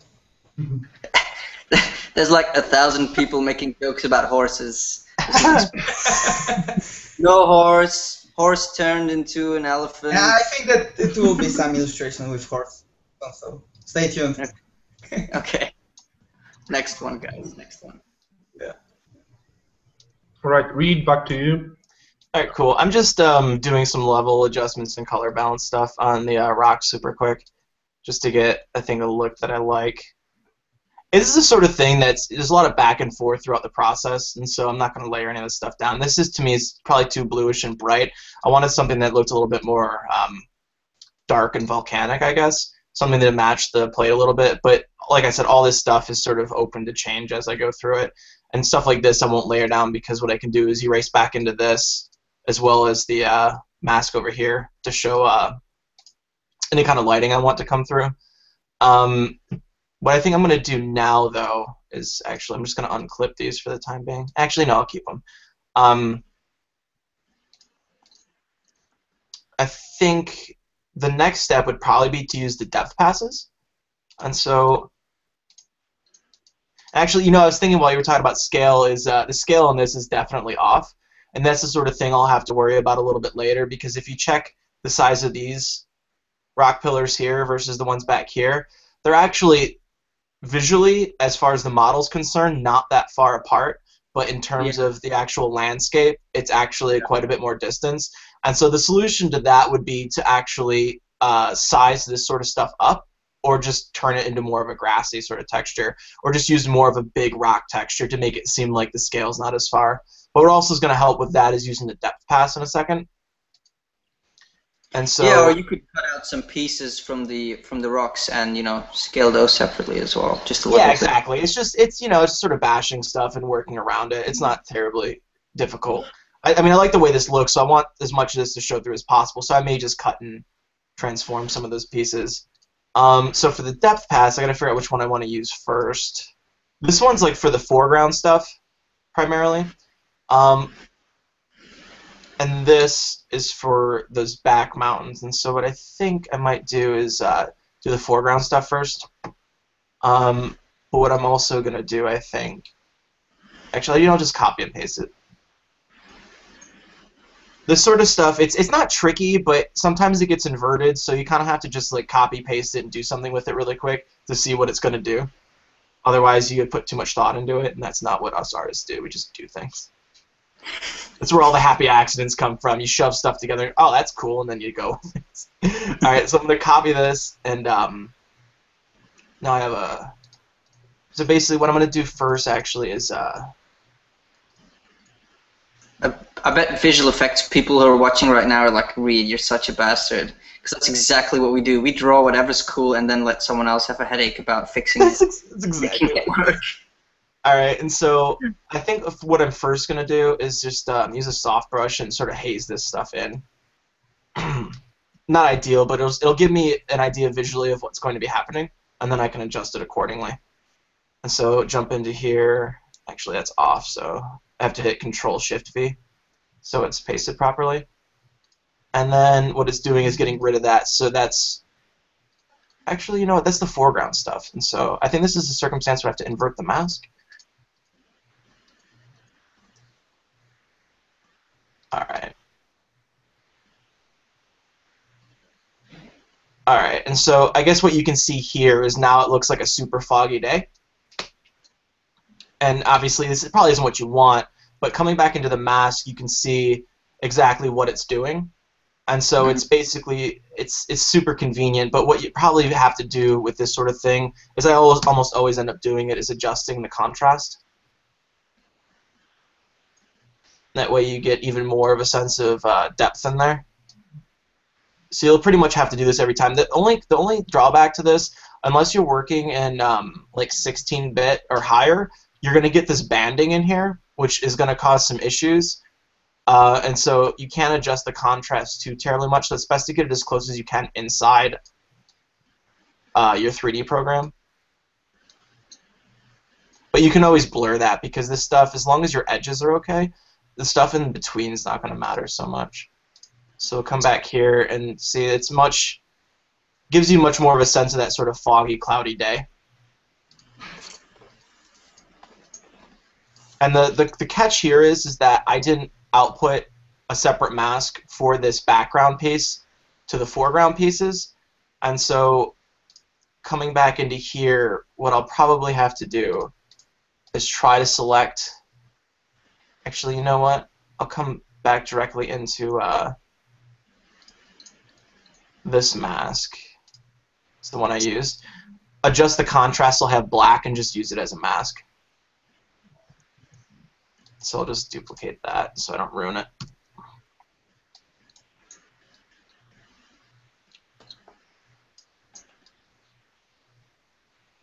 There we go. Don't want to get too crazy. Alright, so just select that black. I don't know how the edges are going to look. I can adjust that later though. Alright, so I'm going to copy that black and then come back up into here. And then probably what I'm going to do is just put this in a group and then just put a new mask on the group so it's basically double masked. And this probably have to invert that again actually. Oh wait, no. Hold on. See what happens.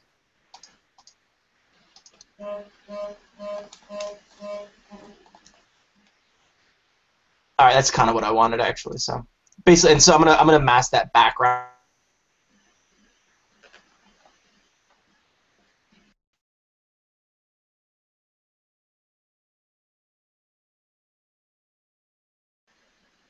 Is Reid still there? I cannot hear Reid anymore. Maybe that he was dropped. Darek, can you hear us? He's still here, but he just, I don't know, can't hear him. It's not. Damn it. We're having a lot of issues today, sorry. Oh yeah. So maybe Jonas, can you hit up Reid on Facebook? Yeah, And I will do that. or maybe Skype. It will be easier. I saw his Skype was on. What's up?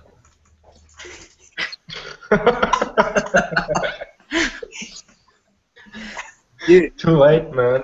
You have to watch the session you are running. comedian. Right, we lost Reid to wait. Alright, so in the meantime, guys, if you are enjoying the session, which is pretty messy today, but Reid is dropping really cool concept art knowledge in here, just subscribe to our channel. More stuff to come soon. We'll announce another session today. Yeah, I think that's it for now. Have to wait for Reid to come back. Yeah, so we'll wait for him. I'm gonna take the opportunity to do a little bit of advertising. You know who's coming. Oh yeah. Oh yeah, man. Actually, I wanted to do that because I wanted to do like overpainting of an environment piece, but I ended up doing portrait. I was thinking, oh wait, I should have I would mention that tutorial to the people. So actually, let me do that. Okay. So it's not self-promotion because I'm doing that. Yes. I'm just going through an awesome tutorial right now, which is from Jonas.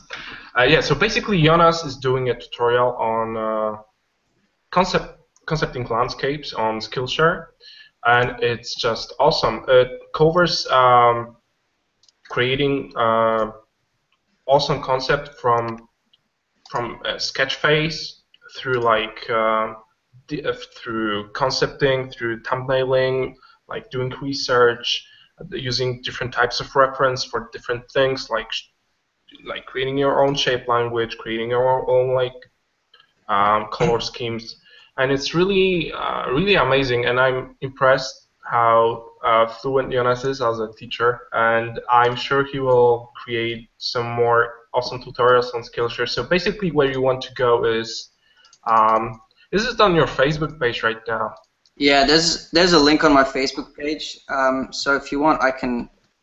So this is a paid class, and don't worry, Level Up's gonna stay free. We're not gonna start charging you for anything. This is completely up to you if you want to do it or not.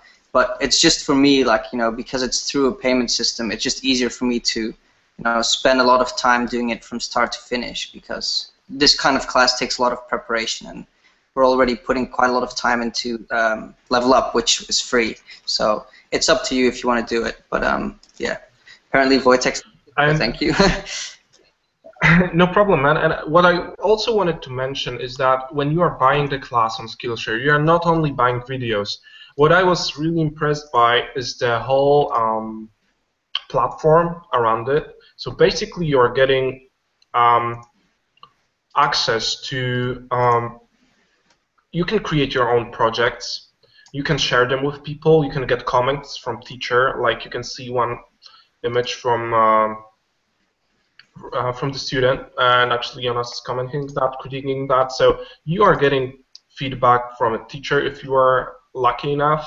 But still, there's a community part to the tutorial you are buying, which is like $25, which is like free. You get like 10 video lessons. It's like over hour and a half long, and Jonas is super fast, so he's covering all this stuff. Really, it's really condensed. So I actually had to pause and do it on myself, and then come back to the video, which is okay because I'm just not wasting time. Yeah, you can check videos you have watched, so you see your progress. There is a sum up of the section in under every video, not under every video, under every section, which is super cool. And yeah, just go to Skillshare and buy the shit out of it. I mean, it's awesome. I'm not advertising it because Jonas is cool. I mean, I've seen his videos and his tutorials before I have actually met him, and yeah, I think it's awesome. Not because he's my friend right now. It's because it's just awesome. Thanks, man. Yeah, so like Wojtek said, it's quite condensed, but it's just so that it's possible to go through the entire creation process. Obviously, when you've done it a lot of times, it seems like it's very easy, and maybe if you're a bit less experienced, you'll have to go through the videos maybe several times to really follow it. But I did my best to make it as simply explained as possible and as broad as possible at the same time. But I'm going to do more lessons on Skillshare, more advanced stuff, I know a lot of people want to see some more like architectural stuff, like more crazy architectural stuff. But it's quite complicated. You can see now just by looking at with Reid, once you introduce 3D, just the amount of work and the complexity just exponentially, increases. So it gets a lot harder to teach an entire image in one sort of class, unless you do like a 5-hour class, which is really tiring. It's very hard to stay focused for that amount of time. But so yeah, check it out if you want. I'm not allowed to post the link because YouTube doesn't allow me to post links in the chat. So if you want to find it, you can go to my Facebook page, and it's a couple of things down. And FYI, I didn't want to interrupt, but I am back. Yeah, Reid's here. All right, cool. So He's back. He's back. Everybody freeze! Reid's here. What? Okay. So awesome. Okay, so the screen is yours. yeah. Reid. Alright, so basically, I did the same thing. I cut using the different. Basically, like it gets a little confusing if you don't output the right stuff. But using the different masks and stuff, I was able to cut out portions, right? Mm-hmm.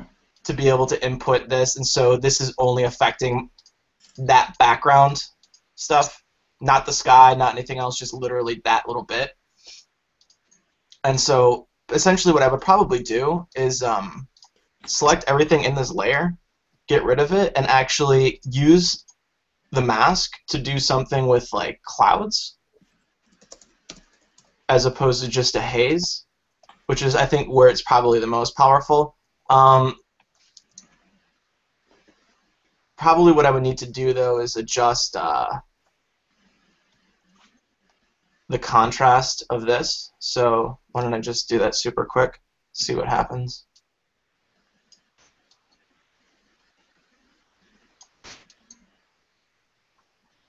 I don't know if I'm gonna get the effect I want, but see, basically there should be more distance between these two things. So essentially what I think I could probably do is, what's the mask I want?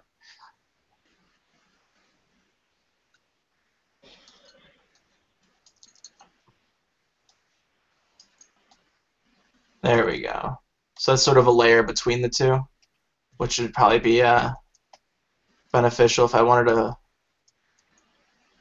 sort of separate those layers out a little bit better, so make it look like there's more of a cloud layer between the two, which I think probably helps the. Oh damn it! Again. Did he get dropped again? Yeah, I think he did. What the hell? Well, actually, Reid sent me a message today, and he's been very unlucky because there was a storm in his area today, and he had like a power outage for 6 hours, so he was actually not gonna make it. Oh, is he back? Yeah, sorry about that. Are you still on the generator, Reid? Because you told me about the storm. Yeah, definitely still on the generator. I don't know what the issue is. Like, my power's not having a problem, but for whatever reason, like, I think my internet connection's kind of spotty still. Okay. So let me share my screen again. No, it's like, I almost didn't get this render done because of it. Like, I was so fucking frustrated. Excuse my language. Oh, people swear on the show all the time. That's why we don't have any kids watching. Exactly. We're going to implement the auto bleep by Google auto bleep soon. So. That would be awesome. I see that little bit right there is not being affected the way it's supposed to, so I'll probably have to manually select it later. But in the meantime, like I said, do the clouds in here and whatnot. Although it's not really giving me the opacity I would hope for, so I'm wondering what's up with that. It's because of those. So I can actually just select those. Is Jonas gone this time? Nope, I'm here. I thought you disappeared for a second. No, I'm just very quiet, like a ninja. Alright, let me just up the tolerance.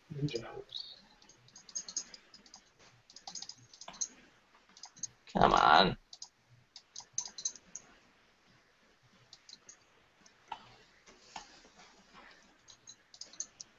Alright, let's deselect this. It's probably a better way to do this. Just use the stupid magic thing, right? That works.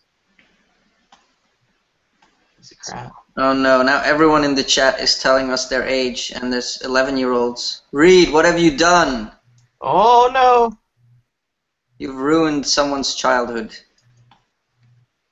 Why is this not selecting properly? I hate this thing. This is the worst. This is the worst day of my life. Like, this should be the simplest thing to do ever, and why is this such a problem? Screw it, I'll just use the levels. Because you are light. Yeah, I know, right? Demo That's the thing. It's like this stuff like comes naturally when you're by yourself. You're like, oh yeah, here we go. Or like even if it takes you 20 minutes, no one's watching you do it. All right, there we go. That's what we wanted. Perfect. I'm so afraid of the workshop in London this summer. I'm gonna screw it up completely. I hope you do. Really? No, I didn't mean that. I'm so sorry, Jonas. Well, I mean, it's fine. It's just it's gonna suck for the people who paid to see it. They're gonna be like, "This sucks. It sucks. He doesn't know what he's doing."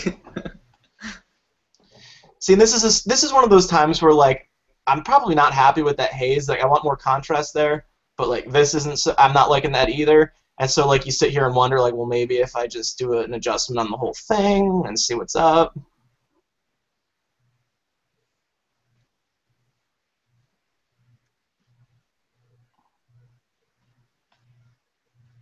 We'll leave that there. And that's how I end up with a bazillion layers and a lot of confusion, is I end up doing a lot of stuff like that and then layering stuff on top of it. And then someone's like, hey, I need that file from you. It's like, no, you don't. No, you don't. You do not want to see this file. Yeah, exactly.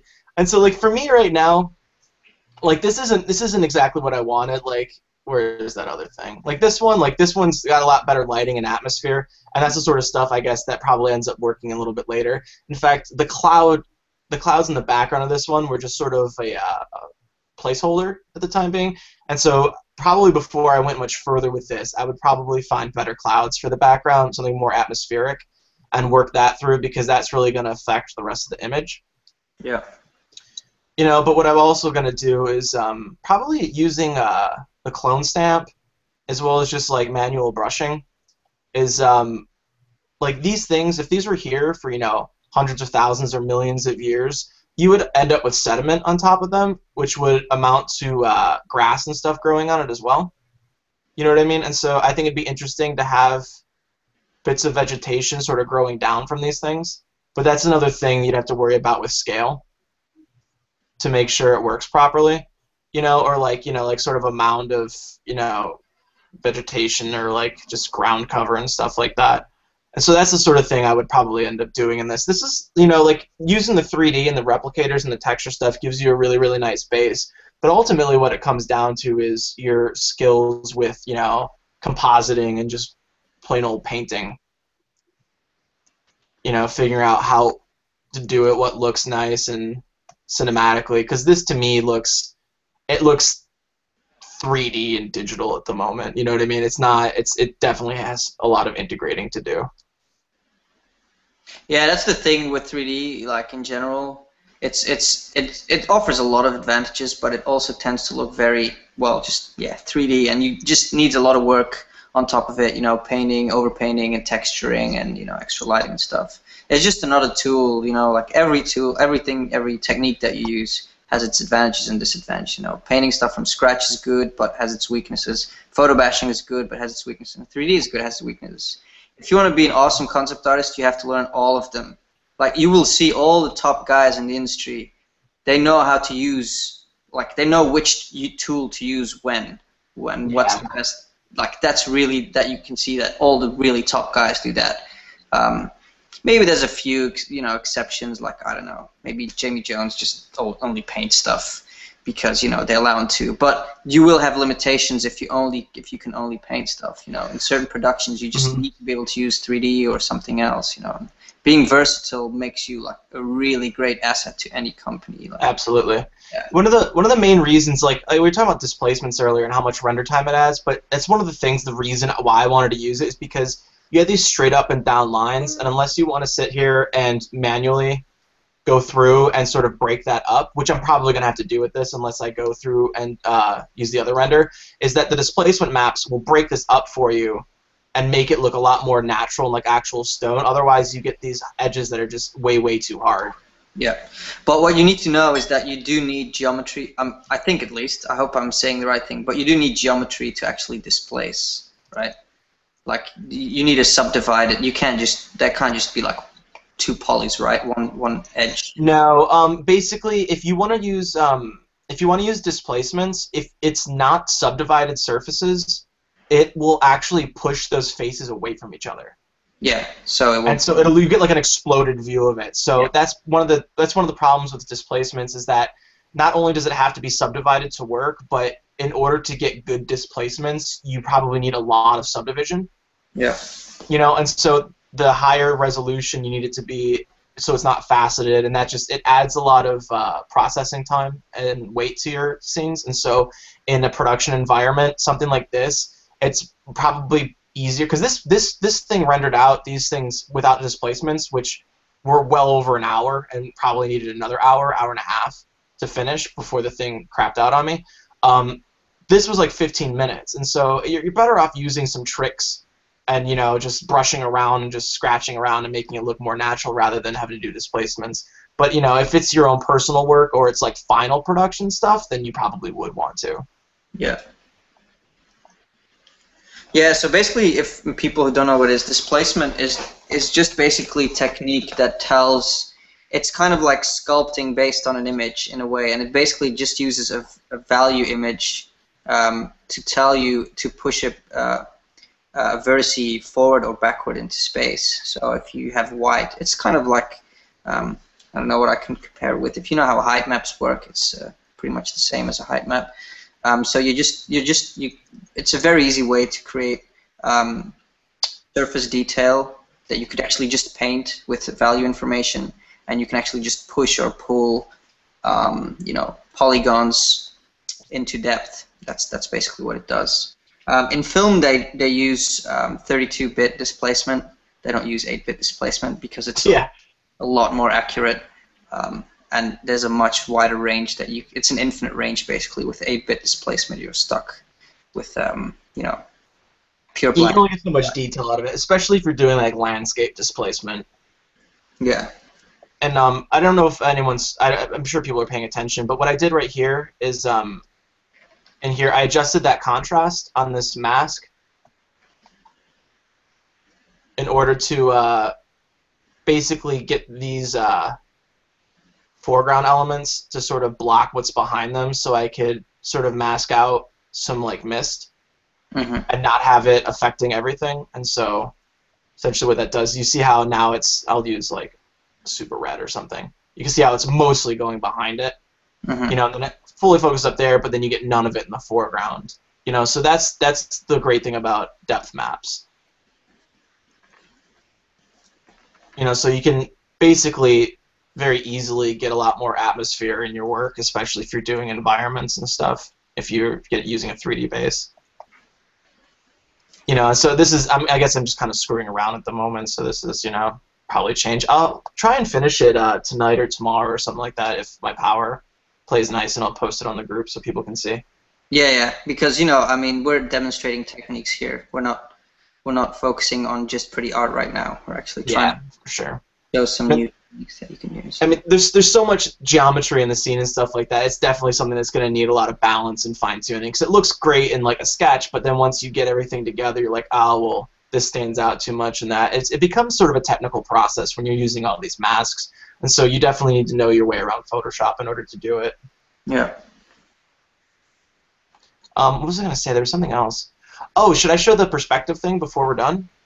Yeah, I was actually thinking to implement, because I talked with you about it, I wanted to implement that tool, because a couple of sessions ago we were looking at Verve, so Wojtek was showing us Verve and the perspective painting, and we were talking about it would be cool to do that in Photoshop. So Reid created, I don't know if you guys saw it, but Reid created a system to do in Photoshop.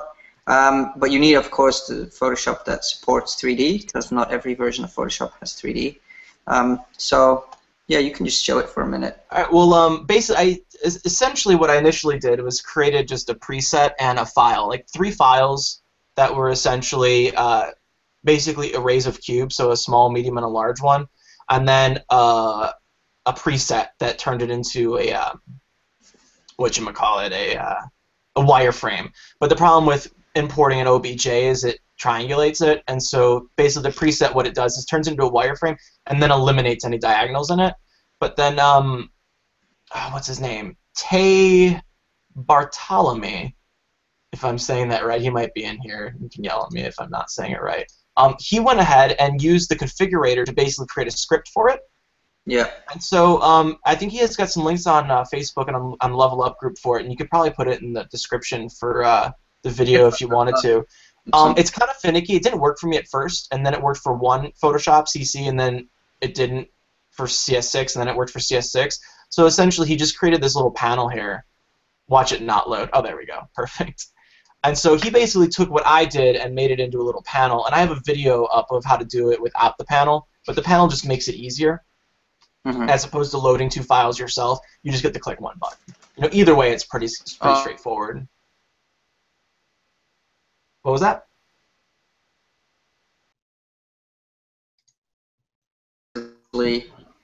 Oh, Jonas, you broke up. I didn't hear that. Oh, you're back. Reid's back. Okay. Sorry. Sorry about that. Okay, so basically, with the thing, I just will click the large one to get it in here and hope it doesn't screw up for everyone to see.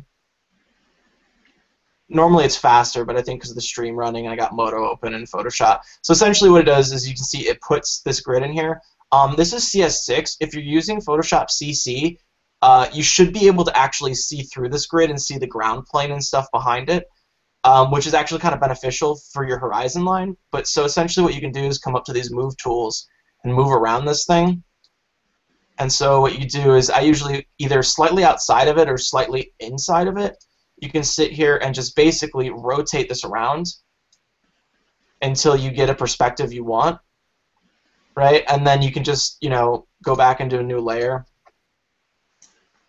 Just get a brush of some sort, and start doing your sketching, And so as opposed to sitting there and making your own perspective grids, you can really quickly, for a bunch of sketches, just blast that thing in there, do the sketch, and then you can, if you're happy with that, you can just get rid of it and make a new one and keep manipulating it.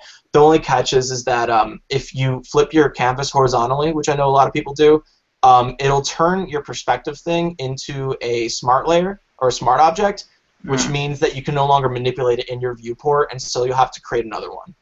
Okay. Either that, or you can open the smart object and then copy it and then paste it back into your document. But that's kind of a pain. It's probably easier just to create a new one, especially if you have the little plug-in with the buttons on it. But I find it extremely useful, especially because you can get the 3-point in there super easy, and you know that your perspective is going to be accurate while you're sketching, and you're not going to have your horizon line and vanishing points in weird places. The catch with this is if you're using Photoshop CS6, you don't have a horizon line if you needed it for whatever reason. So what you would have to do is you could zoom out to an extent, right? And then if you click Control-R on your keyboard, you can bring up the ruler, and then you can just drag down the guideline to where your horizon line is and then zoom back in. And then you can create your own line on top of that guideline if you wanted to. In Photoshop CC, you should be able to see right through it, so you'll always see where your horizon line is. But when you exit out of it, it'll get rid of your horizon line, so you would use the same technique to drop your ruler down. About that flipping, you could probably also just write a script onto your panel that flips the canvas for you and fixes that issue and just copies it back out from the smart layer. I feel like you probably could, but I feel like you might run into issues with it. It might be a bit of a problem.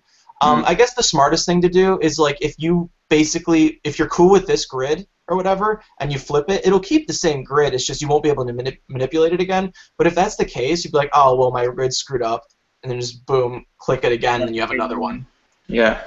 I mean, I think usually once you start painting, you don't want to change your perspective for that image. Yeah, exactly. What's great about it too is once you're happy with it, you can just where is it? Just rasterize 3D, and so you essentially now just have that grid as a layer. You don't have to worry about manipulating or rotating it, and so you can set it to multiply, you can fade it back, or do whatever you want with it. You can even colorize it if you wanted to. Yeah, very cool. Awesome job on that. I'm thinking about integrating it into my custom panel, but I'm not 100% sure yet because the panel now is for CS6, but you need CS6 extended. It's not going to work in CS6, unfortunately. So maybe I'll do a version for people who have extended and a version who have regular. You could probably do that. You could talk to Tay on Facebook as well, and he could probably Well, you could probably open. I don't know. You could probably give you his files, or you could probably just download the thing that he made and take a look at it. I don't know if you can open it though. He might have to give you like a configurator file. Yeah. If you asked him for it, I'm sure he would. I'm sure he'd help you out. I've been in contact with him actually. All right, cool. Yeah. The only thing is, I would really like to, if I include it, I would really like to include the camera navigation buttons as well, but I cannot seem to find them in configurator. I don't know why. So I might have to talk to Sergey, who's helping me with the scripting, if he can find it. Oh, yeah. Because, I think a lot of the 3D interface from Photoshop is not very intuitive. It's a bit confusing. Like, it wants to switch your workspace and all this crap. I just want it to be, simple and user-friendly, and I'm not sure about that yet. Yeah, did you ever get the Lazy Nezumi plugin, Jonas? No, I didn't. Sometimes I wish I had it because I have such trouble drawing curves and stuff. Because he fixed it. It actually works now. Okay. So, I mean, I don't know if anyone's interested in this, but it's super useful. I know, basically, like, SketchUp Pro has it, which is what I normally use when I needed it, but it's great to have it in Photoshop. But, I'll just turn it off. And so, I think most people know that, like, sometimes if you're trying to get, like, a smooth curve, and this is kind of laggy for me because of the stream, so, but if you're trying to get, like, a smooth curve on something, it's really difficult to because you're moving slow. And so, with this plugin, if you enable it, it's kind of like the Steady Stroke, it's called in SketchUp Pro. Or not SketchUp, Sketchbook Pro. And what is it called? Lazy Mouse, I think, in ZBrush. Yeah, and so Zumi basically means mouse in Japanese, so it's actually a joke on ZBrush. Yeah, I think you mentioned that when we talked about it before. So essentially what it does is, if you can't see, so I'll lengthen the string on it. It's got some other things too, like pressure scaling, so you don't get those weird little shoelace ends when you're painting in Photoshop, sometimes when you let up the pressure real light. But it gives you this tether that you're essentially pulling, and so what it does is basically lets you get really smooth lines. And so you could use it for like quick sketching if you're doing like ideation and trying to do like, some sort of ship or car or something. It really helps with smooth lines. This looks more like a whale or something. But even if, like, I remember I used it, the previous version, that wasn't, because the previous version was broken and didn't show the actual tether, but he fixed it with the OpenGL version. But I remember I used it a few times in London to get edging on stuff, some of like the SketchUp renders that I did, because they needed like, some help on corners and stuff because it looked just way too 3D. And so like some rounded edges and stuff like that, if you need to like just do like an edge on it or a border or something, you can get a really nice effect. And otherwise would be nearly impossible unless you wanted to use the pen tool. Yeah, I think most people draw paths but the paths isn't definitely not the ideal way of doing it either. Like, you can get some really nice effects with that, but what you don't get when you do paths is you don't get pressure variation. Right. You know what I mean? Play around with Beziers, which is kind of annoying, I think. Yeah. Just pulling handles.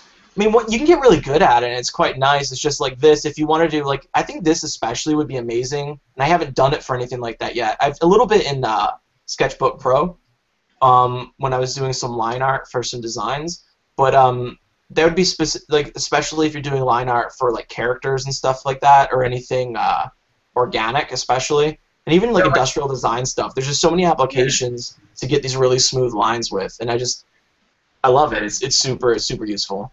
Yeah, like car design or spaceship design, where you need like really accurate curves. There's just no way of hand doing it. Like, it's almost impossible. It's just hard enough traditionally, then digitally it just becomes impossible almost. There's so many features in Sketchbook Pro actually that Photoshop absolutely needs, and they refuse to implement. Like, let's see if I open this up. If it's not going to take forever. Here we go. One of the things, I know Scott Robertson put a video up recently for the new Sketchbook, which isn't out yet, that has some of those perspective tools, but I used to use this for perspective stuff because they have like the ruler. So you could sit there and put one of these things at one of your vanishing points and do this, which is something that Photoshop desperately needs, and it's super useful. Yeah, that's cool. Right, and then you also, my other favorite is the ellipse tool, which I use all the time when I have to do line work for designs. And it's just, I wish Photoshop had it so I didn't have to go into this all the time. But, you scale it down and move it in or whatever. And so it basically snaps your brush to a selection.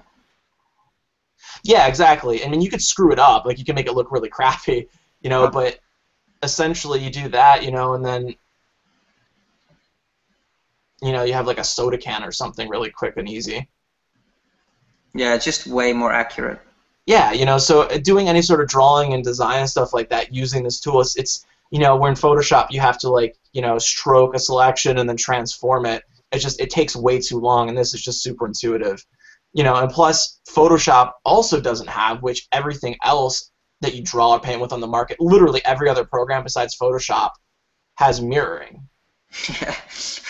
You know what I mean? Like, Yeah, that's fun. Photoshop's the only one that doesn't have it. It's like, how long is it going to take them to do that? Can't you just create a smart object, flip it, and then paint? Wait, I actually no. Sergey actually made. It's not real time, but You Sergey. have to keep clicking the action to fix it, right? Yeah, I think he made like a sort of a symmetry painting plugin for Photoshop. Yeah, I know that you have to keep doing the action or whatever. You know, that's great if you want, like, you know, sort of a, you know, like a ghetto rigged version. I find if I'm just doing a drawing, it's easier just to load this up because the tools are very similar to Photoshop anyways. You can get very similar brushes. But if you want to do like a full-on painting, like you wouldn't do it in Sketchbook Pro. You would want to do it in Photoshop, and it's just, I don't know. It's really frustrating. It has, you know, it has a French curve tool too. Like, come on now, like, how cool is that? That's so French. But like, I don't know why Adobe hasn't implemented any of these things, because it's been like how many? It's been like 6-7 years since some of this stuff has existed easily. You know, and the symmetry stuff especially has been around for over a decade. But what you have to remember is that actually Adobe or Photoshop's demographic is not digital painters. There's a lot of digital painters, but we are still a massive niche compared to other, you know, type of industry. Yeah, but they've implemented like their painting tools and stuff like that. They're giving us like the cool blending tools and like the natural media paintbrush stuff. Like, if they can give us that, why can't they give symmetry? Because symmetry is not something that's only useful for people that are doing painting. That'd be useful for all sorts of stuff. Mm-hmm. Well, I don't know. It's just I think they don't want to make their program too bloated. You know what I mean? Maybe that's part of the problem. it's pretty bloated already. I mean, Yeah, this is true. Yeah. I mean, all the 3D stuff that they introduced, it's becoming such a huge monster, you know. It's just everything it's getting integrated. Well, you know, it's actually very possible to get features into Photoshop, but a lot of people don't know this, but you actually have to go to the Adobe forums, and there's a voting system. And that's literally the way that they decide whether they're going to implement something new or not, if a certain feature gets enough votes on their support forums. So you basically, if you really want something done, you just have to engage a lot of people to go to the Adobe forums and vote it up so it gets bumped up, and then they'll tag it. If it gets enough votes, they'll tag it as under consideration. And that's I feel like it's a crappy way for things to work, 'cause I feel like it probably never works for anything. I feel like they don't implement shit that people need. Like, I don't want to diss Adobe, because I use like all their programs and I love them. It's just like there's just certain things. I mean, they know Photoshop is used by digital painters and matte painters and all sorts of stuff. It's just there's so many little tiny features that would be so easy to implement that other people are making simple plugins for, but they just like, well, no, we're not going to do it. Yeah, they don't care. Like, literally stuff that I mean, I'm no programmer, but I can't imagine some of that stuff is very difficult to put together. Mm-hmm. No, it's not. It's not. Yeah, I don't know. I have no idea why. Maybe it's just a matter of not giving too much at one go so that you can keep creating new versions of software. You know? Yeah, I mean, I feel like that's part of it. They got to save stuff for, you know, 5 years from now. They can't do it all at once. Yeah, I mean, it's like with computers. I'm sure computers could be a lot more powerful by now, but it's an industry, and you want to keep selling them, so you're always doing these small iterations of better hardware so that people keep updating and upgrading, and, you know, and that's how you keep the money rolling, basically. So that might be it. But we don't mean to trash Adobe. We love Adobe, and obviously Adobe is like our life. Photoshop is our life. So, you know. That's where I spend most of my days. Yeah, we're just being like spoiled little brats, basically, right now. Yeah, why can't we have all the features? Yeah, come on, give it to us. Adobe sucks. Screw Adobe. No, we love Adobe. We love Photoshop, and it's a fantastic software that changed our lives basically. I like how you're just sitting there trying to make up for all the past 10 minutes of conversation. I know there's some Adobe right now, and I've got a gun pointed to my head at this time. Anyways, are we just about done? Yeah, I think we can wrap up. I mean, we're 2 hours and 15 minutes. I don't know if Wojtek or Darek wants to share anything more. I don't know if they've been overpainting or just browsing. No. No. No. You get drunk in your absence, Darek. No. You sound a bit blurry. Sorry guys, I just didn't do anything more. Okay. Yeah, it's no worries, no worries. Just playing around with Michal, Yeah. In the future, guys, we're gonna try to also dedicate some more episodes to overpainting, because the thing is, we've got a lot of guests coming on, and we sort of have to choose between getting guests or focusing on overpaints. And just right now, we just want to share more guests with you guys so that you can just learn a bunch of different techniques. And it's also, Level Up is also just a place for artists to meet and sort of make the gap between artists and between professional and amateur smaller. And I think it's very cool that we can have direct interaction with people who work on big projects and stuff. Yeah. But so yeah, of course, in the future, when we run out of artists, the platform will have to change and evolve as well. So don't worry, we're still gonna focus on, doing overpaints and helping you guys and stuff. Yeah. Yeah, we covered. I mean, you and Reid got so much cool things to think about in your concept art workflow that I think this session will be really, really useful for concept artists and map painters. There's really that normal map technique you showed, just mind-blowing stuff. That's awesome. Yeah, and I have to play around. Yeah, I have to play around with what Reid shows because I have played around a bit with replicators, texture replicators in Modo before with seeds. Yeah, I saw it. And it worked pretty well. And I lacked a little bit of basic Modo knowledge that Reid introduced in the session, so I will definitely try it out. So thanks, man, for awesome stuff. Yeah, no, I had a lot of fun. Thanks for having me. And the Modo stuff, I find Modo, other than say SketchUp, which is barely even counts, to be one of the easiest 3D programs to learn. It looks kind of daunting at first, but it's actually got a pretty intuitive interface, and stuff is very similar to what you'd be used to in other programs that say Adobe would have. As far as layer stacks and stuff like that. So one of the things that I always do is, there's a lot of really great YouTube channels that have Modo tutorials. And another thing, if you ever have questions or anything like that or can't figure something else out, go to the Luxology forums and just type in whatever you think the problem is. The documentation, right? Yeah, 9 times out of 10 you'll find what you need, or if you can't, you just, make your own topic on the forums and usually someone will answer. Yeah, or you can just message Reid. This is true. He's gonna get loads of messages. I don't mind. It's just when I get 40, in 5 days, it just becomes oh, this is too much. But if anyone does have any specific Modo questions or something that's not working for them, you definitely feel free to hit me up on Facebook. And I do have a lot of friend requests to accept, so if I haven't, you can send me a message and I'll take a look at that. Yeah.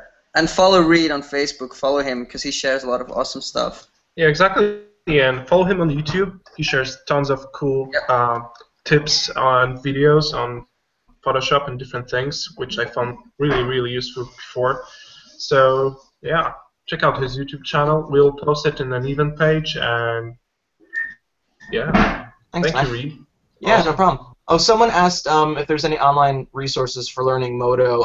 The one the first resource I used was lynda.com, lynda.com. They have two or three different things that will basically run you through the very basics of Modo, which is extremely useful, and that's how I got a grasp on it initially. And then after that, there's some Gnomon DVDs, I believe, on Modo as well. And then I think Digital Tutors has some stuff. It's a little bit older, but it's still relevant.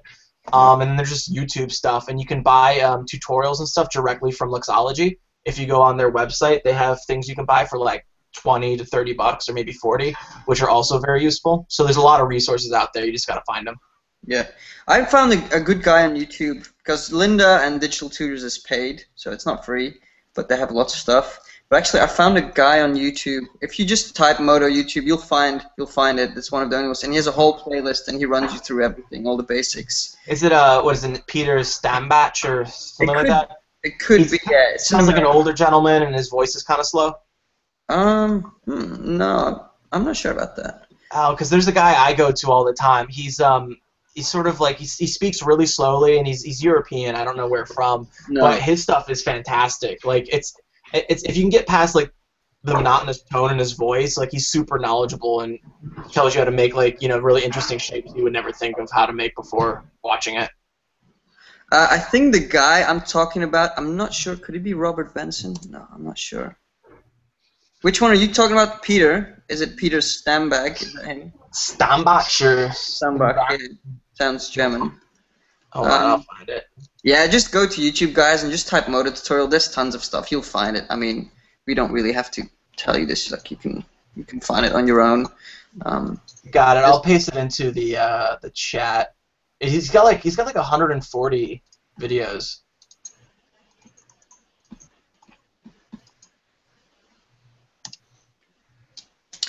Won't let me paste the link. I didn't realize. Whoops. Here, I'll type his name then. Or the Stambach. That's not a Romanian name, is it? I don't know. I don't. All right. Well, here's his username on YouTube, so you can just search that. It's STAMMPE2. Okay. So Stampy2 with 2 M's. Okay. All right, guys. So we're gonna wrap up for today. Thank you, Reid, for coming. It was a very informative session. You guys, if you didn't catch some of the Moto stuff, just go through it again because we know it's a lot, but it's actually you can do a lot of cool stuff with it. So yeah, thanks, Reid, for coming. And yeah, thanks for having me. It was great talking to you guys. Yeah, and thanks, Darek, for your contributions. No problem. Hey, dude, I'm not being sarcastic. This is completely sincere. And thank you, Wojtek. I understand. Of course. Okay. We'll see you guys next week. Bye. Awesome. Take care. Bye-bye. Yeah. Bye. You guys. Let's talk about